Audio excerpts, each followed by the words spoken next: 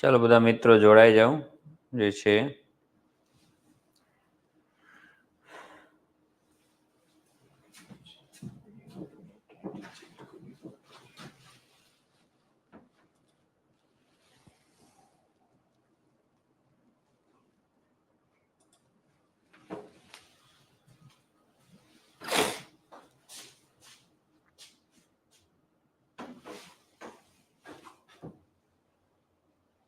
આજે આપણે ગુજરાતી ડિસ્ક્રિપ્ટિવનો જ લેક્ચર્સ હતો, પણ એમાં જે ફોર્મેટ આપણે શેડ્યુલ પ્રમાણે ચલાવવાનું છે ને ગદ્યાત ગ્રહણ હતું. તો ગદ્યાત ગ્રહણ ચલાવતા પહેલા જે રીતે આપણે બરાબર ને એમાં કંઈક મટીરિયલ તમને પ્રોવાઈડ કરીએ છીએ, મટીરિયલ તમારે પ્રિન્ટ આઉટ કરીને તમારી પાસે રાખવાનું હોય છે. એટલે એની અંદર ગદ્યાત ગ્રહણના કેટલાક પેરેગ્રાફ હોય છે. તો તમને પહેલા એ પેરેગ્રાફ પ્રોવાઈડ કરવામાં આવે છે. ગુડ મોર્નિંગ, બરોબર ને પાર્થભાઈ? એટલે પહેલા તમને છે ને એ પેરેગ્રાફ પ્રોવાઈડ કરવામાં આવે. પેરેગ્રાફ તમે તમારી જોડે પ્રિન્ટ આઉટ કરીને રાખો છો. પછી હું ગદ્યાત ગ્રહણ તમને એક બાબત ગદ્યાત ગ્રહણની સમજાવતો જાઉં છું, અને તમારે એ પેરેગ્રાફ મુજબ હું એમાં એપ્લાય કરાવતો જાઉં છું. પેરેગ્રાફ મુજબ તમારે એપ્લાય કરવાનું હોય છે. પણ કાલે થોડું બિઝી શિડ્યુલમાં એ પેરેગ્રાફ મોકલવાનું ભૂલાઈ ગયું, બરોબર ને? એટલે આપણે ગદ્યાત ગ્રહણનું જે લેક્ચર્સ છે એ કાલે કરશું. આજે તમને ગદ્યાત ગ્રહણનું જે મટીરિયલ છે ને એ તમને પ્રોવાઈડ કરાવી દેવામાં આવશે તમારા ગ્રુપમાં. એની પ્રિન્ટ આઉટ કરાવીને જોડે રાખજો. પછી કાલે 2 દિવસ પછી કન્ટિન્યુ આપણે ગદ્યાત ગ્રહણને કમ્પ્લીટ કરીશું, બરોબર? 2 કે 3 લેક્ચર્સ લાગશે. આજે આપણે ઇંગ્લિશનું એક નાનું એવું બીજું ફોર્મેટ જોઈ લઈએ 2 કલાકમાં. એનું નામ છે વિઝ્યુઅલ ઇન્ફોર્મેશન. બહુ ટફ ફોર્મેટ નથી અને એટલું બધું મોટું ફોર્મેટ પણ નથી. અહીંયા વિઝ્યુઅલ ઇન્ફોર્મેશનમાં પ્રોબ્લેમ શું આવે છે? 2 પ્રોબ્લેમ આવે છે. વિઝ્યુઅલ ઇન્ફોર્મેશન એટલે એક વસ્તુ સ્પષ્ટ સમજો. તમને કોઈ એક ચિત્ર આપી દેવામાં આવે. ચિત્ર પહેલા કેવું હતું કે પહેલા ચાર્ટ આપતા અને ગ્રાફ આપતા અને એવું બધું હતું દાસા સાહેબના પહેલાના શરૂઆતના તબક્કામાં. ધીમે ધીમે એ જોયું કે લોકોને એની અંદર એક પકડ આવી ગઈ છે. ગ્રાફને જોઈ અને ગ્રાફને કઈ રીતે લખવું, ગ્રાફના આધાર ઉપર પોઈન્ટ કેવી રીતે લખી શકાય છે, એ બધી ધીમે ધીમે બધાને કેન્ડિડેટને અને લોકોને સમજમાં આવી ગયું. એટલે એક જનરલાઇઝ મુદ્દો બની ગયો. એટલે આયોગને થયું કે કંઈક નવીન ચેન્જ કરીએ. એટલે દાસા સાહેબ છે એક નવી વસ્તુ લઈને આવ્યા, વિઝ્યુઅલ ઇન્ફોર્મેશન. વિઝ્યુઅલ ઇન્ફોર્મેશનમાં શું છે કે વિઝ્યુલાઇઝ કરવાનું. તમને એક ચિત્ર આપી દે, ખાલી કોઈ બી રેન્ડમ ચિત્ર આપી દે છે. એ ચિત્રને તમારે વિઝ્યુલાઇઝ કરવાનું, એનાલિસિસ કરવાનું છે, જોવાનું છે. જોઈ એને વિઝ્યુલાઇઝ કરી અને તમારે તમારા બરોબર ને એનાલિસિસ રજૂ કરવાના છે. મુદ્દાઓ, વિશ્લેષણાત્મક મુદ્દાઓ, એનાલિટિકલ મુદ્દાઓ તમારે લખવાના હોય છે. આ બે વસ્તુ. આ એક્સપેરિમેન્ટ થયો પહેલા. એક્સપેરિમેન્ટ થયો ને તો પહેલી જ વાર જીપીએસસી ક્લાસ 1-2 ની પરીક્ષામાં મૂકેલું, અને 4-5 પનીહારીઓ ગામડાના રોડ ઉપર જાય છે, માથા ઉપર દૂધના કેન છે. આ પ્રકારનું એક ચિત્ર મૂક્યું. એ ચિત્ર પહેલી જ વાર એક એક્સપેરિમેન્ટ હતો, અને એમાં જોવામાં આવ્યું કે આમાં તો સૌથી વધુ તકલીફ વિદ્યાર્થીને આમાં જ પડે છે. અચાનક એકદમ બરાબર ને ભયંકર મુદ્દાઓ લખે, હાસ્યાસ્પદ મુદ્દાઓ લખે. કોઈ એવું કહે છે કે નક્કી નથી થતો દૂધના કેન છે કે પાણીના. ગામડાની સ્ત્રીઓ કાચા રસ્તા પર જઈ રહી છે. આ દર્શાવે છે કે ગ્રામીણ ક્ષેત્ર ઘણું પછાત છે. મતલબ અલગ અલગ પ્રકારના મુદ્દાઓ બહાર આવવા લાગ્યા. અહીંયાથી આયોગને એક વસ્તુની ખબર પડી ગઈ કે આની અંદર વાસ્તવમાં આપણે જેવા કેન્ડિડેટ જોઈએ છીએ એવા કેન્ડિડેટની પસંદગી કરવી ઘણી સરળ બની જાય છે. કારણ કે દરેક વ્યક્તિની ક્ષમતા નથી કે ચિત્ર જોઈ અને એક પ્રોપર સચોટ એનાલિસિસ કરી શકે કે એનાલિટિકલ મુદ્દાઓ એટ ધેટ ટાઈમ રજૂ કરી શકે. જે કેન્ડિડેટ આ પ્રકારના હાસ્યાસ્પદ મુદ્દાઓ રજૂ કરે છે, આયોગને ખબર પડી જાય છે કે આ આપણે જોઈએ છીએ પ્રકારના ઉમેદવાર નથી. ને જે વ્યક્તિઓ થોડા ઘણા પણ બરોબર ને, ભલે એટલા બધા એક્સેલન્ટ પોઈન્ટ નહીં, પણ ઓન એન એવરેજ સાદા સરળ પોઈન્ટ પણ પ્રોપર એનાલિટિકલ ચિત્રને પ્રોપર સમજી શકે, બરોબર ને, એવા મુદ્દાઓ રજૂ કરે છે, ત્યાં આયોગને ખબર પડી જાય છે કે આ કેન્ડિડેટને આપણે પસંદગી કરી શકીએ છીએ અને સ્કોર આપવો જોઈએ. એટલે અહીંયા વિઝ્યુઅલ ઇન્ફોર્મેશનમાં એક વસ્તુ શું બને છે, એટલે આયોગે પછી ડિસાઇડ કર્યું. એટલે તમે જુઓ કે ત્યારબાદની બધી જ પરીક્ષામાં, ચાહે ટેકનિકલ હોય કે નોન ટેકનિકલ હોય, ટેકનિકલ કે નોન ટેકનિકલ બધી જ પરીક્ષાની અંદર વિઝ્યુઅલ ઇન્ફોર્મેશન નામનું ફોર્મેટ બરોબર ને ભાગ બની ગયું. એટલે સતત ને સતત વિઝ્યુઅલ ઇન્ફોર્મેશન ફોર્મેટને બધી જ પરીક્ષામાં મૂકવામાં આવે છે અને સતત આજ દિન સુધી હજી પણ કેન્ડિડેટને સૌથી વધુ તકલીફ આમાં પડે છે. પ્રોપર એનાલિસિસ કરી શકતા નથી. ખબર જ નથી પડી રહી કે ચિત્ર જોઈને મુદ્દાઓ લખવા તો કેવા લખવા. એટલે પછી શું થાય, પોતાની બૌદ્ધિક ક્ષમતા પ્રમાણે, પોતાની વિચાર શક્તિ પ્રમાણે જેવું યાદ આવે છે એવું 2 પેજમાં ભરવાનો પ્રયત્ન કરે છે. ઇવન કેવી રીતે લખવું એ પણ નથી ખબર, એટલે સીધા પેરેગ્રાફ પાડી અને લખી નાખે કે પોઈન્ટ પાડીને લખી નાખે. પ્રોપર એનું ફોર્મેટિંગ પણ કોઈ જાણતું નથી, પ્રોપર ફોર્મેટિંગનો પણ અંદાજ નથી. બરોબર ને? એની તુલનામાં બરોબર ને, એટલે તમે જુઓ કે આયોગ સતત ને સતત વિઝ્યુઅલ ઇન્ફોર્મેશન નામના ફોર્મેટને રેગ્યુલર પૂછી રહ્યું છે બધી જ એક્ઝામમાં, જ્યાં સુધી આયોગને એવું નહીં લાગે કે આ પોઈન્ટ હવે જનરલાઇઝ થઈ ગયો છે. મતલબ કે હવે કદાચ ઓલમોસ્ટ 50% કે એની ઉપરના કેન્ડિડેટો આને ડીકોડ કરતા થઈ ગયા છે. એમને ખ્યાલ આવી ગયો છે કે ચિત્રને જોઈને એનાલિસિસ કેમ કરવું, કઈ રીતે મિનિંગફુલ ઓબ્ઝર્વેશન લખવું, મહત્વપૂર્ણ અર્થ દર્શાવતા મુદ્દાઓ લખવા, એક અધિકારીને છાજે એવા મુદ્દા લખવા. ત્યાં સુધી આ ફોર્મેટને સતત ને સતત પૂછશે, પણ જ્યાં સુધી એને બરોબર ને ખબર રહેશે કે આ પ્રકારના ફોર્મેટમાં કેન્ડિડેટને ભૂલ પડે જ છે, પ્રોબ્લેમ આવે જ છે, આપણે જોઈએ છે એવા કેન્ડિડેટ આમાંથી આપણે તરાશી શકીએ છીએ, ત્યાં સુધી આ મૂકશે. આમાં તમે જો એટલા માટે માર્કિંગ ગેપ બહુ આવે છે. જે કેન્ડિડેટને વિઝ્યુઅલ ઇન્ફોર્મેશનમાં સ્કોર આવે છે એને ખૂબ સારો આવે છે, અને જેને નથી આવતો એને નથી જ આવતો. મતલબ કેવું છે કે માર્કિંગ ગેપ કેવો આવે છે, માર્કિંગ ગેપ આવે છે બરોબર ને 2 માર્ક થી શરૂ કરી અને 8 માર્ક સુધીનો ગેપ રહે છે. ન્યૂનતમ 2 આવે છે, મહત્તમ 8 આવે છે. આની વચ્ચેની એક એવરેજ રેન્જ છે 4 થી 5 માર્કની.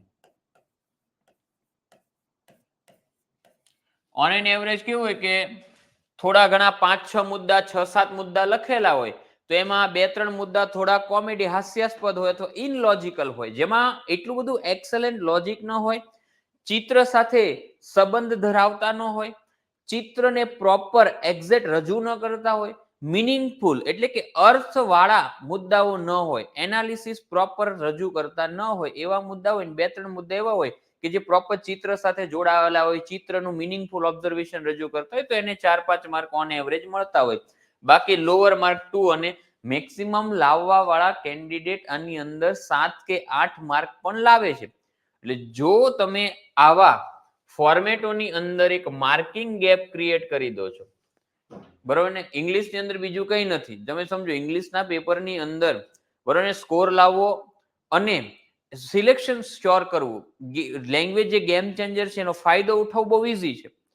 તમે ઇવન જોજો કે જે ઇંગ્લિશ મીડિયમના ટોપર હોય અથવા તો જે ડિવાઇસોની અંદર સિલેક્શન પામે છે, જેના લેંગ્વેજની અંદર 45 કે 50 પ્લસ સ્કોર હોય છે, એમાં ઇંગ્લિશની અંદર બરોબર ને, એને કે બધા ફોર્મેટની અંદર એક્સેલન્ટ સ્કોર નથી હોતો. તમારે 40-45 તો ઓન એવરેજ આવતા જ હોય છે. જે ગુજરાતી મીડિયમના સ્ટુડન્ટ છે જેનું થોડું ઘણું ઇંગ્લિશ વીક છે એમને બી 35 થી 45 ની રેન્જ, એમ 40, 42, 43 વાળી રેન્જ આવે જ છે. કેમ? લિબરલ ચેકિંગના કારણે. પણ 45 પ્લસ જેવું થોડું ટફ હોય છે. તો જ્યારે 45 પ્લસ જેવું ટફ હોય એમાં જે ઇંગ્લિશ મીડિયમ વાળો છે 55-60 જેટલો સ્કોર લઈ આવે, તમારી કરતા 10 થી 12 માર્કનો એક ગેપ વધુ ક્રિએટ કરી દેતા હોય. તો એમાં એને કઈ બધા ફોર્મેટમાં ન એક્સેલન્ટ સ્કોર હોય. જનરલી બધા ફોર્મેટમાં તમારી જેમ જ આપણે ગુજરાતી મીડિયમના સ્ટુડન્ટની જેમ જ એને સ્કોર હોય, પણ 2 કે કોઈ 3 ફોર્મેટોની અંદર કોઈ 2 કે 3 ફોર્મેટમાં માર્કિંગ ગેપ ક્રિએટ કરે.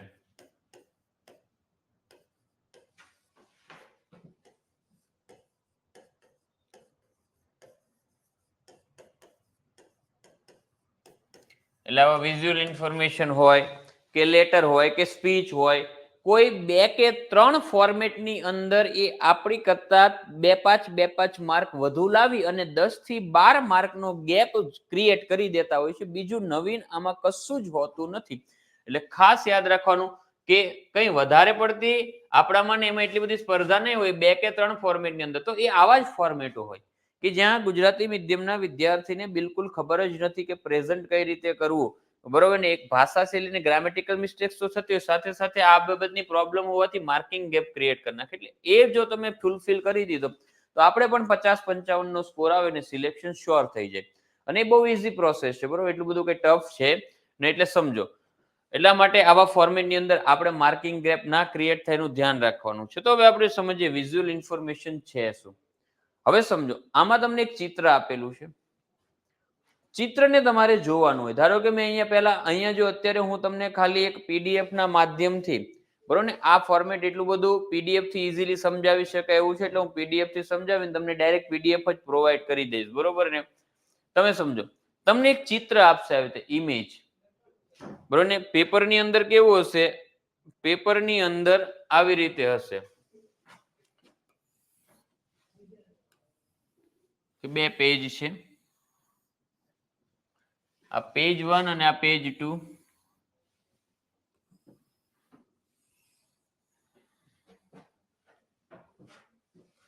આ છે તમારું પેજ 1 અને આ છે તમારું પેજ 2.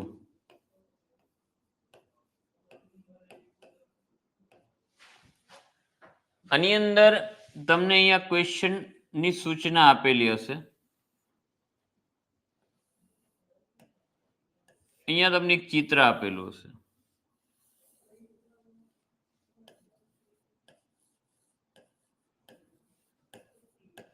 અલગથી તમને ક્વેશ્ચન પેપર તો હશે, પણ આન્સર બુકલેટની વાત કરું છું. આન્સર બુકલેટની અંદર તમને 2 પેજ આપેલા હશે. 2 પેજની અંદર જે પહેલું પેજ છે એની અંદર અહીંયા ક્વેશ્ચનની સૂચના પ્રિન્ટ કરીને આપેલી હશે ને, અહીંયા ઇમેજ આપેલી હશે.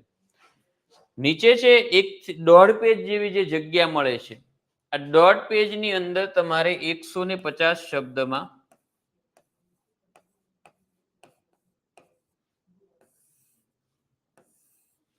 તમારા ઓબ્ઝર્વેશન લખવાના હોય છે, તમારા એનાલિસિસ લખવાના છે કે આ ચિત્રને જોઈને તમે શું સમજો છો.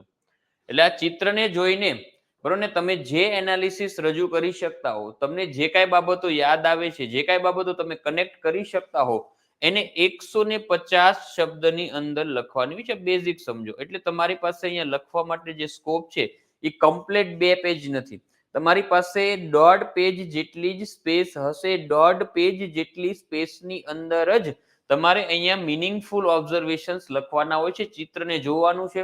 ચિત્રને જોઈને તમને જે વિચારો આવે છે, જે બાબતોને તમે કનેક્ટ કરી શકો છો, એને નોંધી અને એને આ 1.5 પેજની સ્પેસની અંદર, એટલે કે અડધું પેજ આ હશે તમારી પાસે અડધું પેજ આ હશે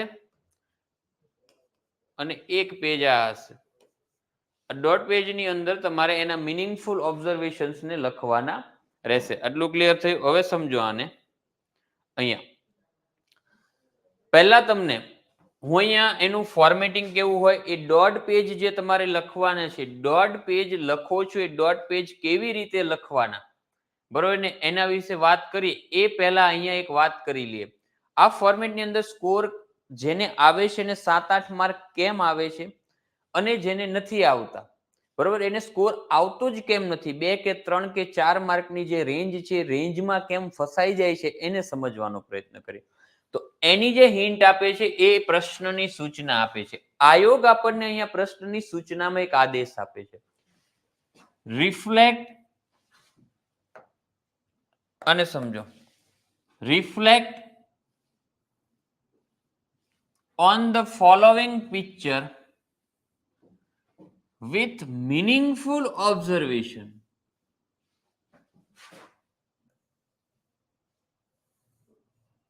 In about 150 words.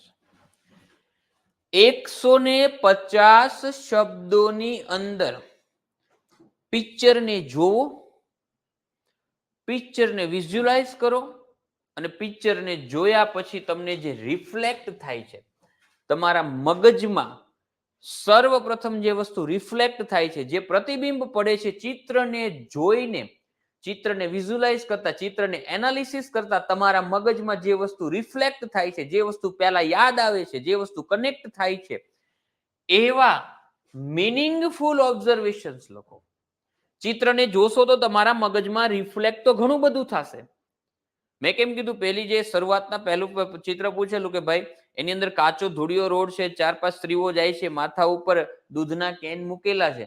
તો ચિત્ર જોયું અલગ અલગ કેન્ડિડેટે તો બધાને કેટલું રિફ્લેક્ટ થયું.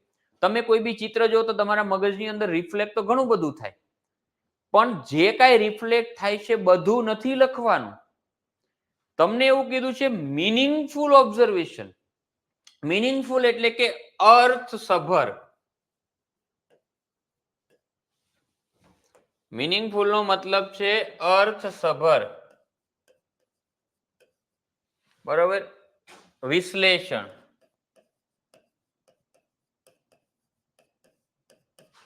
કંઈક અર્થ ધરાવતા હોય, મિનિંગ ધરાવતા હોય એવા ઓબ્ઝર્વેશન લખવાના છે. સાવ કઈ નાના બાળક જેવા તમારે ઓબ્ઝર્વેશન નથી લખી દેવાના. ચિત્ર જોઈને તો તમને ગમે તેવું રિફ્લેક્ટ થાય કે બધું નથી લખી દેવાનું. તમે પછી પેલા નાના બાળપણમાં પેલી ગાય ઉપર નિબંધ લખતા, ભાઈ ચિત્ર બતાવીને ગાયને 4 પગ છે, ગાયને એક પૂંછડી છે, ગાયને 2 શિંગડા છે. જોવા વાળાને તો આવું રિફ્લેક્ટ થાય. 4 સ્ત્રીઓ જઈ રહી છે, માથા ઉપર દૂધના કેન છે, તો કોઈ એમ કે આ ચિત્રની અંદર 4 સ્ત્રીઓ છે જે ગામડાની છે એવું પ્રતિબિંબ, એવું રિફ્લેક્ટ થાય છે. બરોબર ને? ચિત્રની અંદર માથા ઉપર બરણી છે કે હેલ એવું નક્કી નથી થતું, એવું પ્રતિબિંબ થાય છે. નહીં, આવું ચિત્ર જોઈને તો ભલું ગમે તેવું તમને રિફ્લેક્ટ થવાનું મગજમાં. ચિત્ર જોઈને તો ગમે તેવું પ્રતિબિંબ મગજમાં પડે, ગમે તેવું યાદ આવે, કે બધું નથી લખી દેવાનું. આયોગે તમને પ્રશ્નની સૂચનામાં સ્પષ્ટ સૂચના આપી છે, બરોબર ને, ક્વેશ્ચનમાં, કે ભાઈ 150 શબ્દ લખો, પણ મીનિંગફુલ લખો, અર્થ ધરાવતા હોય એવા લખો. બરોબર ને? ગમે તેવા રણધણ મુદ્દાઓ લખી ન દો, નહીતર માર્ક નહીં આપે. મીનિંગફુલ ઓબ્ઝર્વેશન લખશો તો માર્ક મળશે.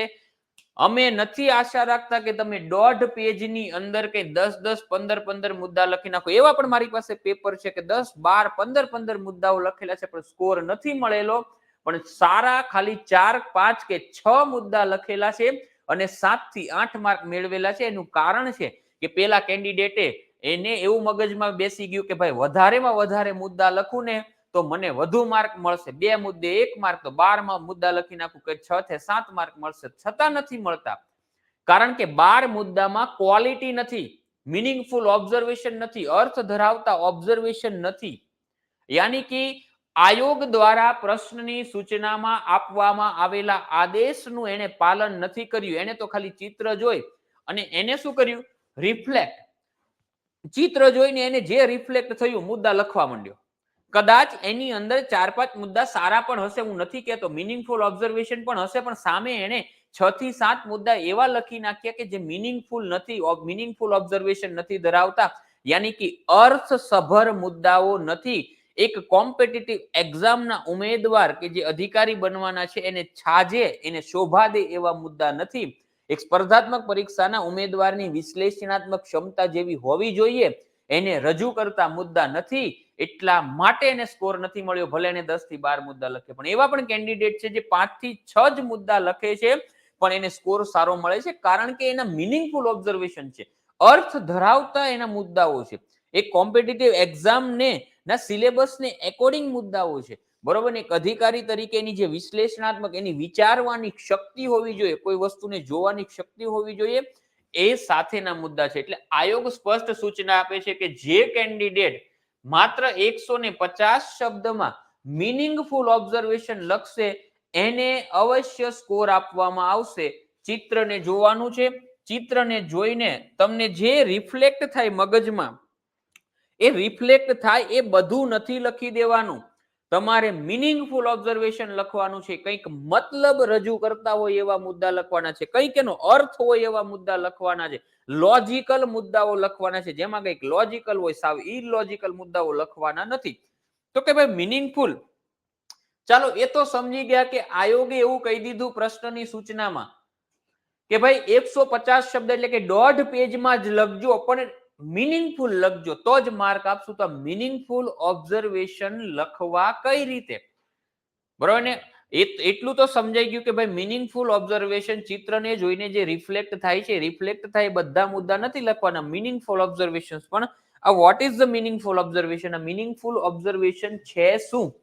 મીનિંગફુલ ઓબ્ઝર્વેશન લખવામાં આવે છે કેવી રીતે, એ પહેલો મુદ્દો છે, બરોબર ને? તો અહીંયા સમજો, આયોગે તો આપણને કહી દીધું કે ભાઈ મીનિંગફુલ ઓબ્ઝર્વેશન,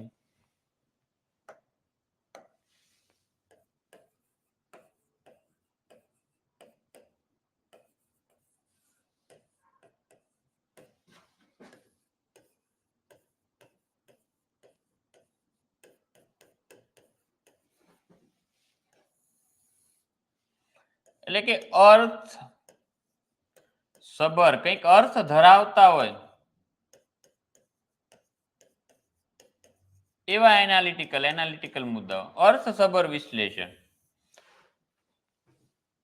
તો આ મિનિંગફુલ ઓબ્ઝર્વેશન એટલે શું? આયોગ મિનિંગફુલ ઓબ્ઝર્વેશન કોને માને છે? ટોપર્સની કોપીઓને એનાલિસિસ કરીએ તો ભાઈ એ ટોપર્સોએ 4 મુદ્દાઓ લખ્યા હોય, 6 મુદ્દા લખ્યા, 5 મુદ્દા લખ્યા અને 8 માર્ક મેળવે છે, તો એને ચિત્રને જોઈને એવા તો શું 4 કે 6 મુદ્દા લખ્યા કે એને 7, 8, 6 માર્ક મળેલા છે.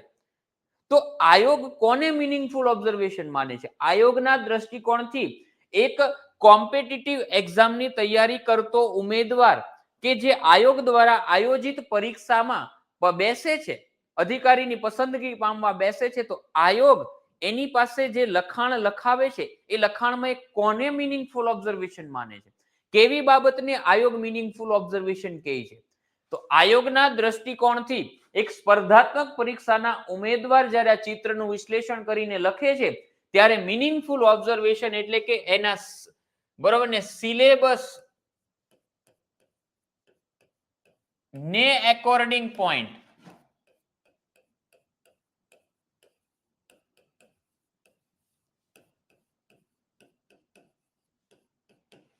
મિનિંગફુલ ઓબ્ઝર્વેશન એટલે જીપીએસસી એવું કહે છે કે તમારો જે અમે તમને સિલેબસ આપેલો છે, ચાહે history, culture, polity, geography, environment, economy, science and tech, whatever, ethics, અમે તમને જે સિલેબસ આપેલો છે, જ્યારે તમે કોમ્પિટિટિવ એક્ઝામની પ્રિપેરેશન્સ કરવાનું ડિસાઈડ કર્યું અને ડિસિઝન લઈને જ્યારે તમે કોમ્પિટિટિવ એક્ઝામની અંદર આવ્યા છે, તો અમે તમને એક નિર્ધારિત સિલેબસ આપેલો છે કે ભાઈ તમારે દરેક મિત્રોએ અમારા દ્વારા આયોજિત પરીક્ષા અને અમારા દ્વારા જે પસંદગી પ્રક્રિયા કરવામાં આવે છે, પસંદગી પ્રક્રિયા માટે આટલી બાબતોને તૈયાર કરવી પડશે.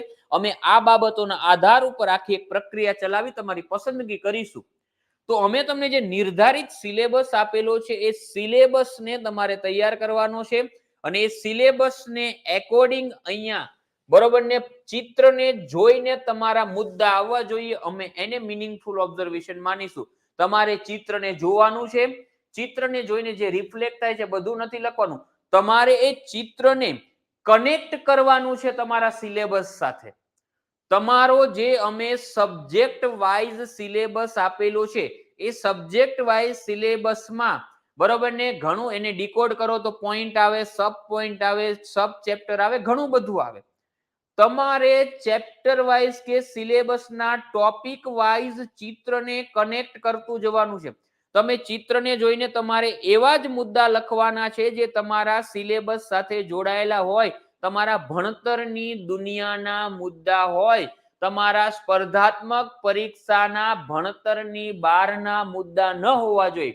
તમારી સ્પર્ધાત્મક પરીક્ષાનું જે ભણતર તમે ભણો છો, જે વાંચો છો, જે તમને અમે સિલેબસ આપેલો છે એની સાથે કનેક્ટ હોય, જોડાયેલા હોય એવા મુદ્દાને જ અમે મિનિંગફુલ ઓબ્ઝર્વેશન માનીશું. અને જે કેન્ડિડેટ ચિત્રને સિલેબસના subject wise, topic wise connect કરી અને પોઈન્ટ બનાવીને લખી શકે છે અને લખે છે એવા જ મુદ્દો કેન્ડિડેટને સ્કોર મળી રહ્યો છે.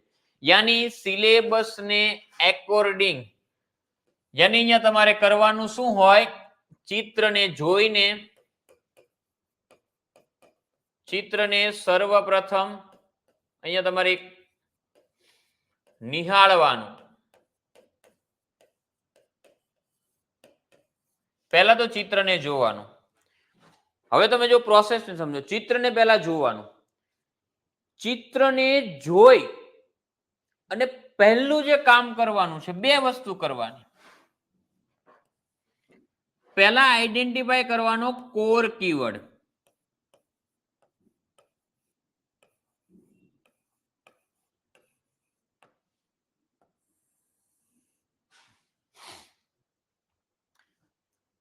ચિત્રને તમે જુઓ ને, પહેલા તમારે ડાયરેક્ટ જ સબ્જેક્ટ વાઇઝ ચિત્રને કનેક્ટ નથી કરવાનું.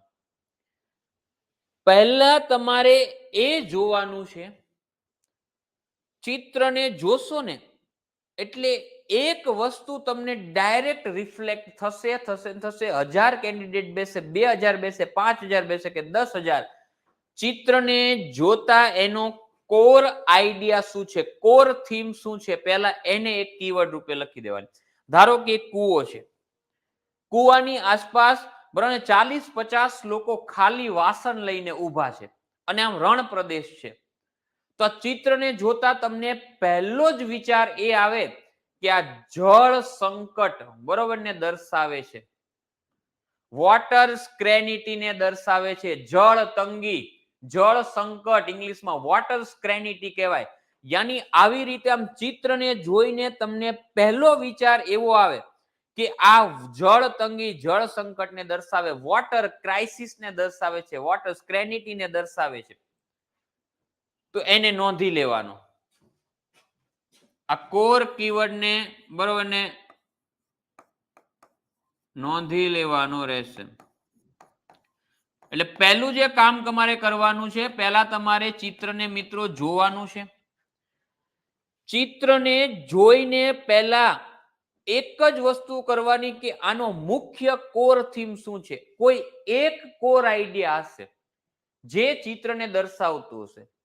ધારો કે 7-8 છોકરા રમે છે બરોબર ને, ટાયરનું સ્ટમ્પ બનાવેલું છે, સામેની બાજુ આજુબાજુ 2 પથ્થર મૂકેલા છે વાઇડનું ઓલું કરવા માટે, અને 7-8 છોકરા રમે છે એક સોસાયટીમાં, તો ચિત્ર જોઈને તમને પહેલો વિચાર શું આવે ભાઈ, ગલી ક્રિકેટ. તો તમારે એને નોંધી લેવાનો, ગલી ક્રિકેટ. ચિત્રને જોતા જે કોઈ વિચાર, અને આ બી યાદ રાખજો, આ બી સિલેબસનું જ હશે. ધારો કે 4-5 મહિલાઓ જાય છે, આપણે જે જીપીએસસી માં પહેલો વહેલો ક્વેશ્ચન પૂછેલો, 4-5 મહિલાઓ જાય છે, માથા ઉપર દૂધના કેન છે અને જઈ રહી છે, તો ચિત્રને જોતા આપણને પહેલો જ વિચાર આવે કાં તો વિમન એમ્પાવરમેન્ટ અને ક્યાં તો કોઓપરેટિવ સેક્ટર, ભારતનું અથવા ગુજરાતનું સહકારી ક્ષેત્ર, તો એને નોંધી લેવાનું છે. યાની ચિત્રને જોતા જ પહેલો તમને જે વિચાર આવે એને કોર કીવર્ડ કહેવાનો. એ આખા ચિત્રની કોર થીમ હશે. કોર એટલે કે મુખ્ય વિચાર હશે. ચિત્રનો સૌથી પ્રમુખ વિચાર, સૌથી મુખ્ય વિચાર એ વસ્તુ હશે, એને તમારે કોર કીવર્ડના રૂપમાં પહેલા તો નોંધી લેવાનું છે. યાની ચિત્ર તમારી સામે આવે, માની લો કે એક મહિલા જઈ રહી છે બરોબર ને, એને એક સાડી પહેરેલી છે પરંપરાગત, પાછળ એવું ચિત્ર એકવાર પૂછેલું, પાછળ એનો છોકરો બેઠો, લાકડાની ભારી બાંધેલી છે સાયકલ ઉપર, એ લાકડાની ભારી ઉપર એનો છોકરો બેઠો છે અને જંગલ વિસ્તારમાંથી જઈ રહી છે.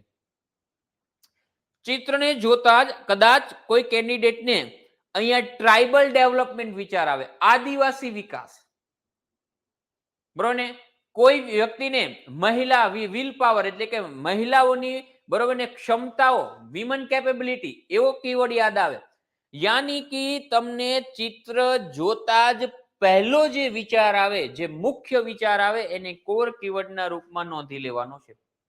એટલે પહેલું કામ તમારે એ કરવાનું. જો મીનિંગફુલ ઓબ્ઝર્વેશન લખવા માટે કહી રહ્યો છું, એક પ્રોસેસ, આ એક વેલ ડેવલપ પ્રોસેસ છે. હું તમને જે કહી રહ્યો છું એ પ્રોસેસ મુજબ જો તમે ચિત્રનું વિઝ્યુઅલ ઇન્ફોર્મેશન લખી તો તમને સ્કોર ડેફિનેટલી સારો આવશે. આ પ્રોસેસનું પાલન કરવાનું. બાકી આજ દિન સુધી સતત તમે ગમે તેવા કેન્ડિડેટને મળો, વિઝ્યુઅલ ઇન્ફોર્મેશન લખવામાં એને પ્રોબ્લેમ આવે છે, સ્કોર નથી આવતો, ઇવન 150 શબ્દ લખવામાં પણ તકલીફ પડી જાય છે, નથી લખી શકાતા, પોઈન્ટ નથી મળતા, અને લખે છે તો પોતે પણ સેલ્ફ સેટિસ્ફાઈડ નથી, બરોબર ને, પોતાને પણ આત્મસંતોષ નથી થતો કે એને પ્રોપર લોજિકલ પોઈન્ટ લખ્યા છે કે નહીં. એટલે આ પ્રોસેસનું પાલન કરશો અને પછી લખીને ગમે તેને બતાવશો, કોઈ ભૂલ નહીં કાઢી શકે કે આમાં લોજિકલ પોઈન્ટ નથી, મિનિંગફુલ ઓબ્ઝર્વેશન નથી. એટલે પહેલું કામ શું કરવાનું છે આ પ્રોસેસમાં, મિનિંગફુલ ઓબ્ઝર્વેશન લખવા માટેની પ્રોસેસ કહી રહ્યો છું. પ્રશ્નમાં આયોગે સૂચના આપી કે મિનિંગફુલ ઓબ્ઝર્વેશન લખજો, 2 મુદ્દા લખશો તો અમે માર્ક આપશું, પણ મિનિંગફુલ હોવા જોઈએ. તો મિનિંગફુલ ઓબ્ઝર્વેશનને લખવા માટે, મિનિંગફુલ ઓબ્ઝર્વેશનની જે આપણને આદેશ છે એને ફૂલફિલ કરવા માટેની જે સૌથી બેટર અને શ્રેષ્ઠ પ્રોસેસ છે, આ પ્રોસેસ મુજબ જ તમે મિનિંગફુલ ઓબ્ઝર્વેશન્સને લખી શકો. તો પહેલું શું કરવાનું, ચિત્રને જોવાનું. ચિત્રને જોઈને તમને જે પહેલો કોર આઈડિયા આવે, પહેલો વહેલો જે વિચાર આવે, જે મુખ્ય વિચાર છે, એને કીવર્ડના રૂપમાં નોંધી લેવાનો. ચાહે વિમેન એમ્પાવરમેન્ટ હોય, બરોબર ને, ચાહે એ પછી રૂરલ ડેવલપમેન્ટ હોય, વિજ્ઞાન એ સાયન્સ એન્ડ ટેકનોલોજી હોય, બરોબર ને, આર્ટિફિશિયલ ઇન્ટેલિજન્સ હોય, નેચર કન્ઝર્વેશન એટલે કે પ્રકૃતિનું સંરક્ષણ હોય, વોટર ક્રાઇસિસ હોય, ટ્રાઇબલ ડેવલપમેન્ટ હોય, કોઓપરેટિવ સેક્ટર હોય, જે હોય ચિત્રને જોતા જ પહેલો વિચાર જે તમને મુખ્ય આવે કે આ ચિત્ર આ જ વિચારને રજૂ કરે છે, ચિત્રની કોર થીમ આ જ છે, આનાથી બીજી કોઈ વિશેષ કોર થીમ મને લાગતી નથી, તો એને કીવર્ડના રૂપમાં નોંધી લેવાનું, એક સિંગલ કીવર્ડના રૂપમાં હો. એમાં ડિટેલમાં તમારે કંઈ નથી કરવાનું, અત્યારે રફ પેજની અંદર એક સિંગલ કીવર્ડના રૂપમાં નોંધી લેવાનું.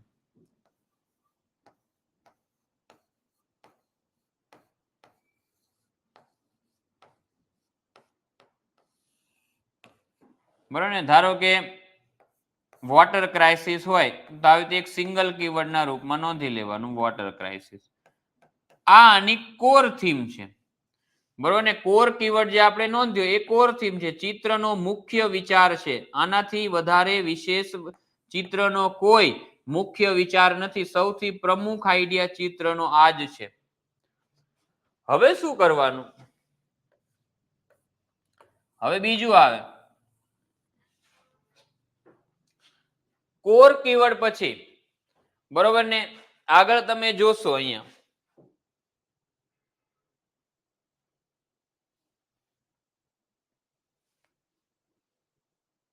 તમને હું અહીંયા બતાવું છું, બરોબર ને, માઇનોર કોન્સેપ્ટ જેને કહેવામાં આવે છે, બરોબર ને, આપણે કેટલાક બાબતોને જોઈશું, બરોબર ને.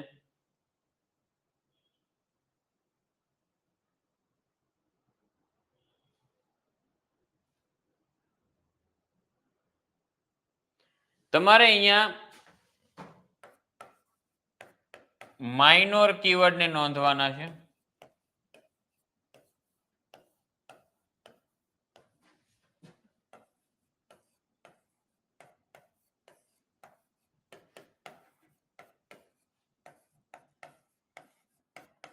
હવે તમારે મીનિંગફુલ ઓબ્ઝર્વેશનને વધુ મજબૂત બનાવવા માટે માઇનર કીવર્ડની યાદી તૈયાર કરવાની. જો આ યાદી ગમે તેટલી બને, જેટલી બને એટલી લાંબી તૈયાર કરવાની.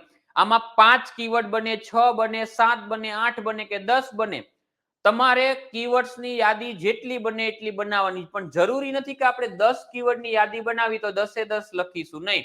આપણે પહેલા યાદી બનાવી લેશું, એક લિસ્ટ તૈયાર કરી લેશું કીવર્ડની, માઇનોર કીવર્ડની. આ એનો કોર કીવર્ડ છે, ચિત્રનો સૌથી મુખ્ય આઈડિયા છે, આના વિશે તો આપણે લખવાનું જ છે કે ભાઈ ચિત્રને જોતા આપણને ખબર પડી ગઈ કે આ વોટર ક્રાઇસિસનું ચિત્ર છે, જળ તંગી, જળ સંકટનું ચિત્ર છે, તો વોટર ક્રાઇસિસને વિશે તો આપણે લખીશું જ, પણ એ વોટર ક્રાઇસિસ સિવાય એ ચિત્રમાં બીજી ઘણી બધી વસ્તુઓ છુપાયેલી હશે, રહસ્ય છુપાયેલા હશે, એ રહસ્યને શોધવાના છે. આ વસ્તુ તો બધાને ખબર પડી જશે, પણ શું ખાલી આ એક કીવર્ડના આધાર ઉપર તમે 150 શબ્દ લખી શકશો? તમને ચિત્ર જોઈને ખાલી ખબર પડી ગઈ કે વોટર ક્રાઇસિસ, ભાઈ ચાલો વોટર ક્રાઇસિસ, કેટલુંક લખશો વોટર ક્રાઇસિસ ઉપર એ ચિત્ર એની અંદર? કઈ વોટર ક્રાઇસિસ ઉપર તમારે જીએસ નો આન્સર થોડો લખવાનો છે, વોટર ક્રાઇસિસ ઉપર તમારે એસે થોડો લખવાનો છે, તમારે તો ચિત્રમાં જે દર્શાવેલું છે એને આધારે લખવાનું છે. ચિત્રની બાબતોને અહીંયા તમે ધારો કે ચિત્ર જોઈને તમને ખબર પડી ગઈ કે આનો core theme, core keyword water crisis છે, તો ત્યાં તમે કઈ એવું તો નહીં લખો ને કે વોટર ક્રાઇસિસના રીઝન શું છે, વોટર ક્રાઇસિસને સોલ્વ કરવા શું કરવું જોઈએ, વોટર ક્રાઇસિસની ઇમ્પેક્ટ શું આવશે. આ તો એ જીએસ નો આન્સર થઈ જશે, ઇંગ્લિશનું ફોર્મેટ થોડું કહેવાશે, મિનિંગફુલ ઓબ્ઝર્વેશન થોડું કહેવાશે, એ તો તમે જીએસ નો આન્સર લખો. એના માટે તો ભાઈ જીએસ નો અલગથી પેપર છે, તો આમાં તો તમારે બેઝિક 2-5 બાબતો લખવાની હોય, તો એના આધારે કઈ 150 શબ્દ કે દોઢ પેજ થોડા ભરી શકશો. તો આની અંદર આ તો એનો કોર થીમ છે, કોર આઈડિયા છે, એનો મતલબ કે તમારા મીનિંગફુલ ઓબ્ઝર્વેશનની અંદર આ વસ્તુ તો આવવી જ જોઈએ, પણ આની સાથે સાથે આને તો મિસ નથી જ કરવાનું. આ નહીં લખાય તો માર્ક નહીં મળે. આ તો એનો ચિત્રનો કોર કીવર્ડ છે, કોર આઈડિયા છે, કોર થીમ છે, પ્રમુખ વિચાર છે, આના વિશે તો લખવાનું જ છે, પણ આની સાથે સાથે તમારે તમારી વિશ્લેષણાત્મક વિચારવાની એનાલિટિકલ કેપેબિલિટીનો પરિચય આપવો પડશે. એક અધિકારી કેટલું મલ્ટી ડાયમેન્શનલ વિચારી શકે છે એનો પરિચય તમારે આપવો પડશે, બરોબર. અને મલ્ટી ડાયમેન્શનલ થિંકિંગ ધરાવે છે એક અધિકારી એનાલિટિકલ કેપેબિલિટી ધરાવતો હોય, એની બૌદ્ધિક ક્ષમતા, એની વિશ્લેષણાત્મક ક્ષમતા ખૂબ જ વધારે સારી હોય, એનો પરિચય આપવા માટે હવે તમારે માઇનોર કીવર્ડ કે આ ચિત્રની અંદર કોર થીમ તો છે જ, પર કોર થીમ સિવાયના એવા ઘણા બધા વિચારોની આઈડિયાઝ છુપાયેલા છે, એને શોધીને તમારે બહાર કાઢવાના છે તમારી મગજની વિશ્લેષણાત્મક ક્ષમતાના આધારે, જેથી પેપર ચેક કરનાર વ્યક્તિને ખ્યાલ આવે કે આ વ્યક્તિને ચિત્ર જોઈને એની કોર થીમ તો ખબર પડી ગઈ, પણ એણે એક વસ્તુ બીજી પણ કરી કે આ ચિત્રની અંદર કોર થીમ સિવાયની પણ નાની મોટી એવી બીજી ઘણી બધી બાબતો હતી, નાની મોટી એવી ઘણી બધી થીમ હતી કે જે એણે શોધી અને બહાર કાઢી. યાની કે આની મલ્ટી ડાયમેન્શનલ થિંકિંગ કેપેબિલિટી છે, આની એનાલિટિકલ પાવર ખૂબ જ સારી છે, આની વિઝ્યુઅલ કેપેબિલિટી ઘણી સારી છે, આની વિચારવાની વિશ્લેષણાત્મક ક્ષમતા ખૂબ જ સારી છે, આને માર્ક મળવા જોઈએ. યાની ચિત્રમાં ખાલી આ વ્યક્તિ કોર થીમ બધાની જેમ નથી શોધતો, કોર થીમ સિવાય એણે એ પણ વિચાર્યું કે આ ચિત્રમાં ખાલી એક વિચાર થોડો છે, ચિત્રમાં તો ઘણા બધા બીજા રહસ્યો પણ છે, બીજી ઘણી બધી એવી થીમ છે, બીજા એવા ઘણા બધા વિચારો છે જે આ મુખ્ય વિચાર કોર થીમની આજુબાજુ છુપાયેલા છે. એ છુપાયેલી થીમ છે, છુપાયેલા આઈડિયાઝ છે, જેને માઇનોર થીમ કહેવાય, એને આ વ્યક્તિ બહાર કાઢે છે, આને મળવા જોઈએ માર્ક. તો અહીંયા આપણે માઇનોર કીવર્ડની યાદી તૈયાર કરવાની છે, ચાહે 10 થાય, 12 થાય, 15 થાય, 20 થાય, જેટલી થાય કરવાની. એમાંથી જરૂર નથી કે આપણે બધું જ લખી નાખીએ. 8 કીવર્ડની યાદી તૈયાર થઈ, એમાંથી 4 પછી જે સારા હશે, સૌથી સારા, એને આપણે લખીશું, અને એક આ કોર થીમ 5 મુદ્દા લખીશું, 6 મુદ્દા લખીશું મેક્સિમમ, વધારે મુદ્દા લખવાની જરૂરી નથી. માઇનોર કીવર્ડની યાદી તૈયાર કરવા માટે શું કરવાનું દોસ્તો? મીનિંગફુલ ઓબ્ઝર્વેશન માટેની બાબત એમ કહું છું. Syllabus wise, subject wise connect કરતું જવાનું ચિત્રને, સબ્જેક્ટ વાઇઝ ચિત્રને કનેક્ટ કરતું જવાનું. માની લો કે તમને મેં જીપીએસસી નું આપણું પહેલું ચિત્ર લઈએ, 4 સ્ત્રીઓ માથા ઉપર દૂધના કેન લઈ અને ગામડાના કાચા રસ્તા, ધૂળિયા રસ્તા ઉપર જઈ રહી છે. આ ચિત્ર હતું, બરોબર. એને આપણે આ રીતે સમજીએ. માની લો કે આ ચિત્ર હતું તમારું, આ 4 સ્ત્રીઓ છે, માથા ઉપર દૂધના 4 કેન છે, ગામડાના કાચા રસ્તા ઉપર એ જઈ રહી છે. આ ચિત્રને જોતા કોર થીમ એટલે કે કોર કીવર્ડ આપણે અહીંયા રફમાં યાદી તૈયાર કરી કે ભાઈ કોઓપરેટિવ સેક્ટર, આવો કીવર્ડ નોંધી લીધો. સહકારી ક્ષેત્ર, આ એનો કોર થીમ હતો. પણ અહીંયા એક અધિકારી, કોમ્પિટિટિવ એક્ઝામનો વ્યક્તિ આ કોર થીમ સિવાય ચિત્રમાં જે છુપાયેલા બીજા રહસ્ય કે થીમ હશે ને એને બહાર કાઢશે અને પોતાની multi dimensional capability, meaningful observation શોધવાની એનાલિટિકલ પાવરનો પરિચય આપશે. સબ્જેક્ટ વાઇઝ કનેક્ટ કરવાનું. પહેલું લેવાનું હિસ્ટ્રી, હિસ્ટ્રી સાથે આને કનેક્ટ કરવાનું. થાય છે કનેક્ટ. ધારો કે ચિત્ર પર ડિપેન્ડ છે, પાછું એવું નથી કે બધા સબ્જેક્ટ સાથે ચિત્ર કનેક્ટ થતો છે, નહીં. કનેક્ટ કરતું જવાનું સબ્જેક્ટ વાઇઝ, સબ્જેક્ટના ટોપિક વાઇઝ કનેક્ટ થાય છે તો પોઈન્ટ બનાવવાનો, કીવર્ડ બનાવવાનો, અનધરવાઇઝ પોઈન્ટ બનાવવાનો નહીં, આગળ વધવાનું. ધારો કે હિસ્ટ્રીમાં તો સિંધુ ખીણની સભ્યતા આવે, બરોબર ને, વૈદિક કાળ આવે, જૈન, બૌદ્ધ, મૌર્યાઓ આવે. આની સાથે તો આ પનિહારીઓ કનેક્ટ થતી નથી, તો આગળ વધવાનું. સેકન્ડ સબ્જેક્ટ પર આવવાનું કલ્ચર ઉપર. કલ્ચર અને કલ્ચરના ટોપિક સાથે કનેક્ટ કરતું જવાનું. જો તમે ધ્યાનપૂર્વક કલ્ચર સબ્જેક્ટના સિલેબસના ટોપિક સાથે કનેક્ટ કરો તો ધારો કે કોઈ મિત્રને એવો પોઈન્ટ કનેક્ટ થાય કે ટ્રેડિશનલ ડ્રેસ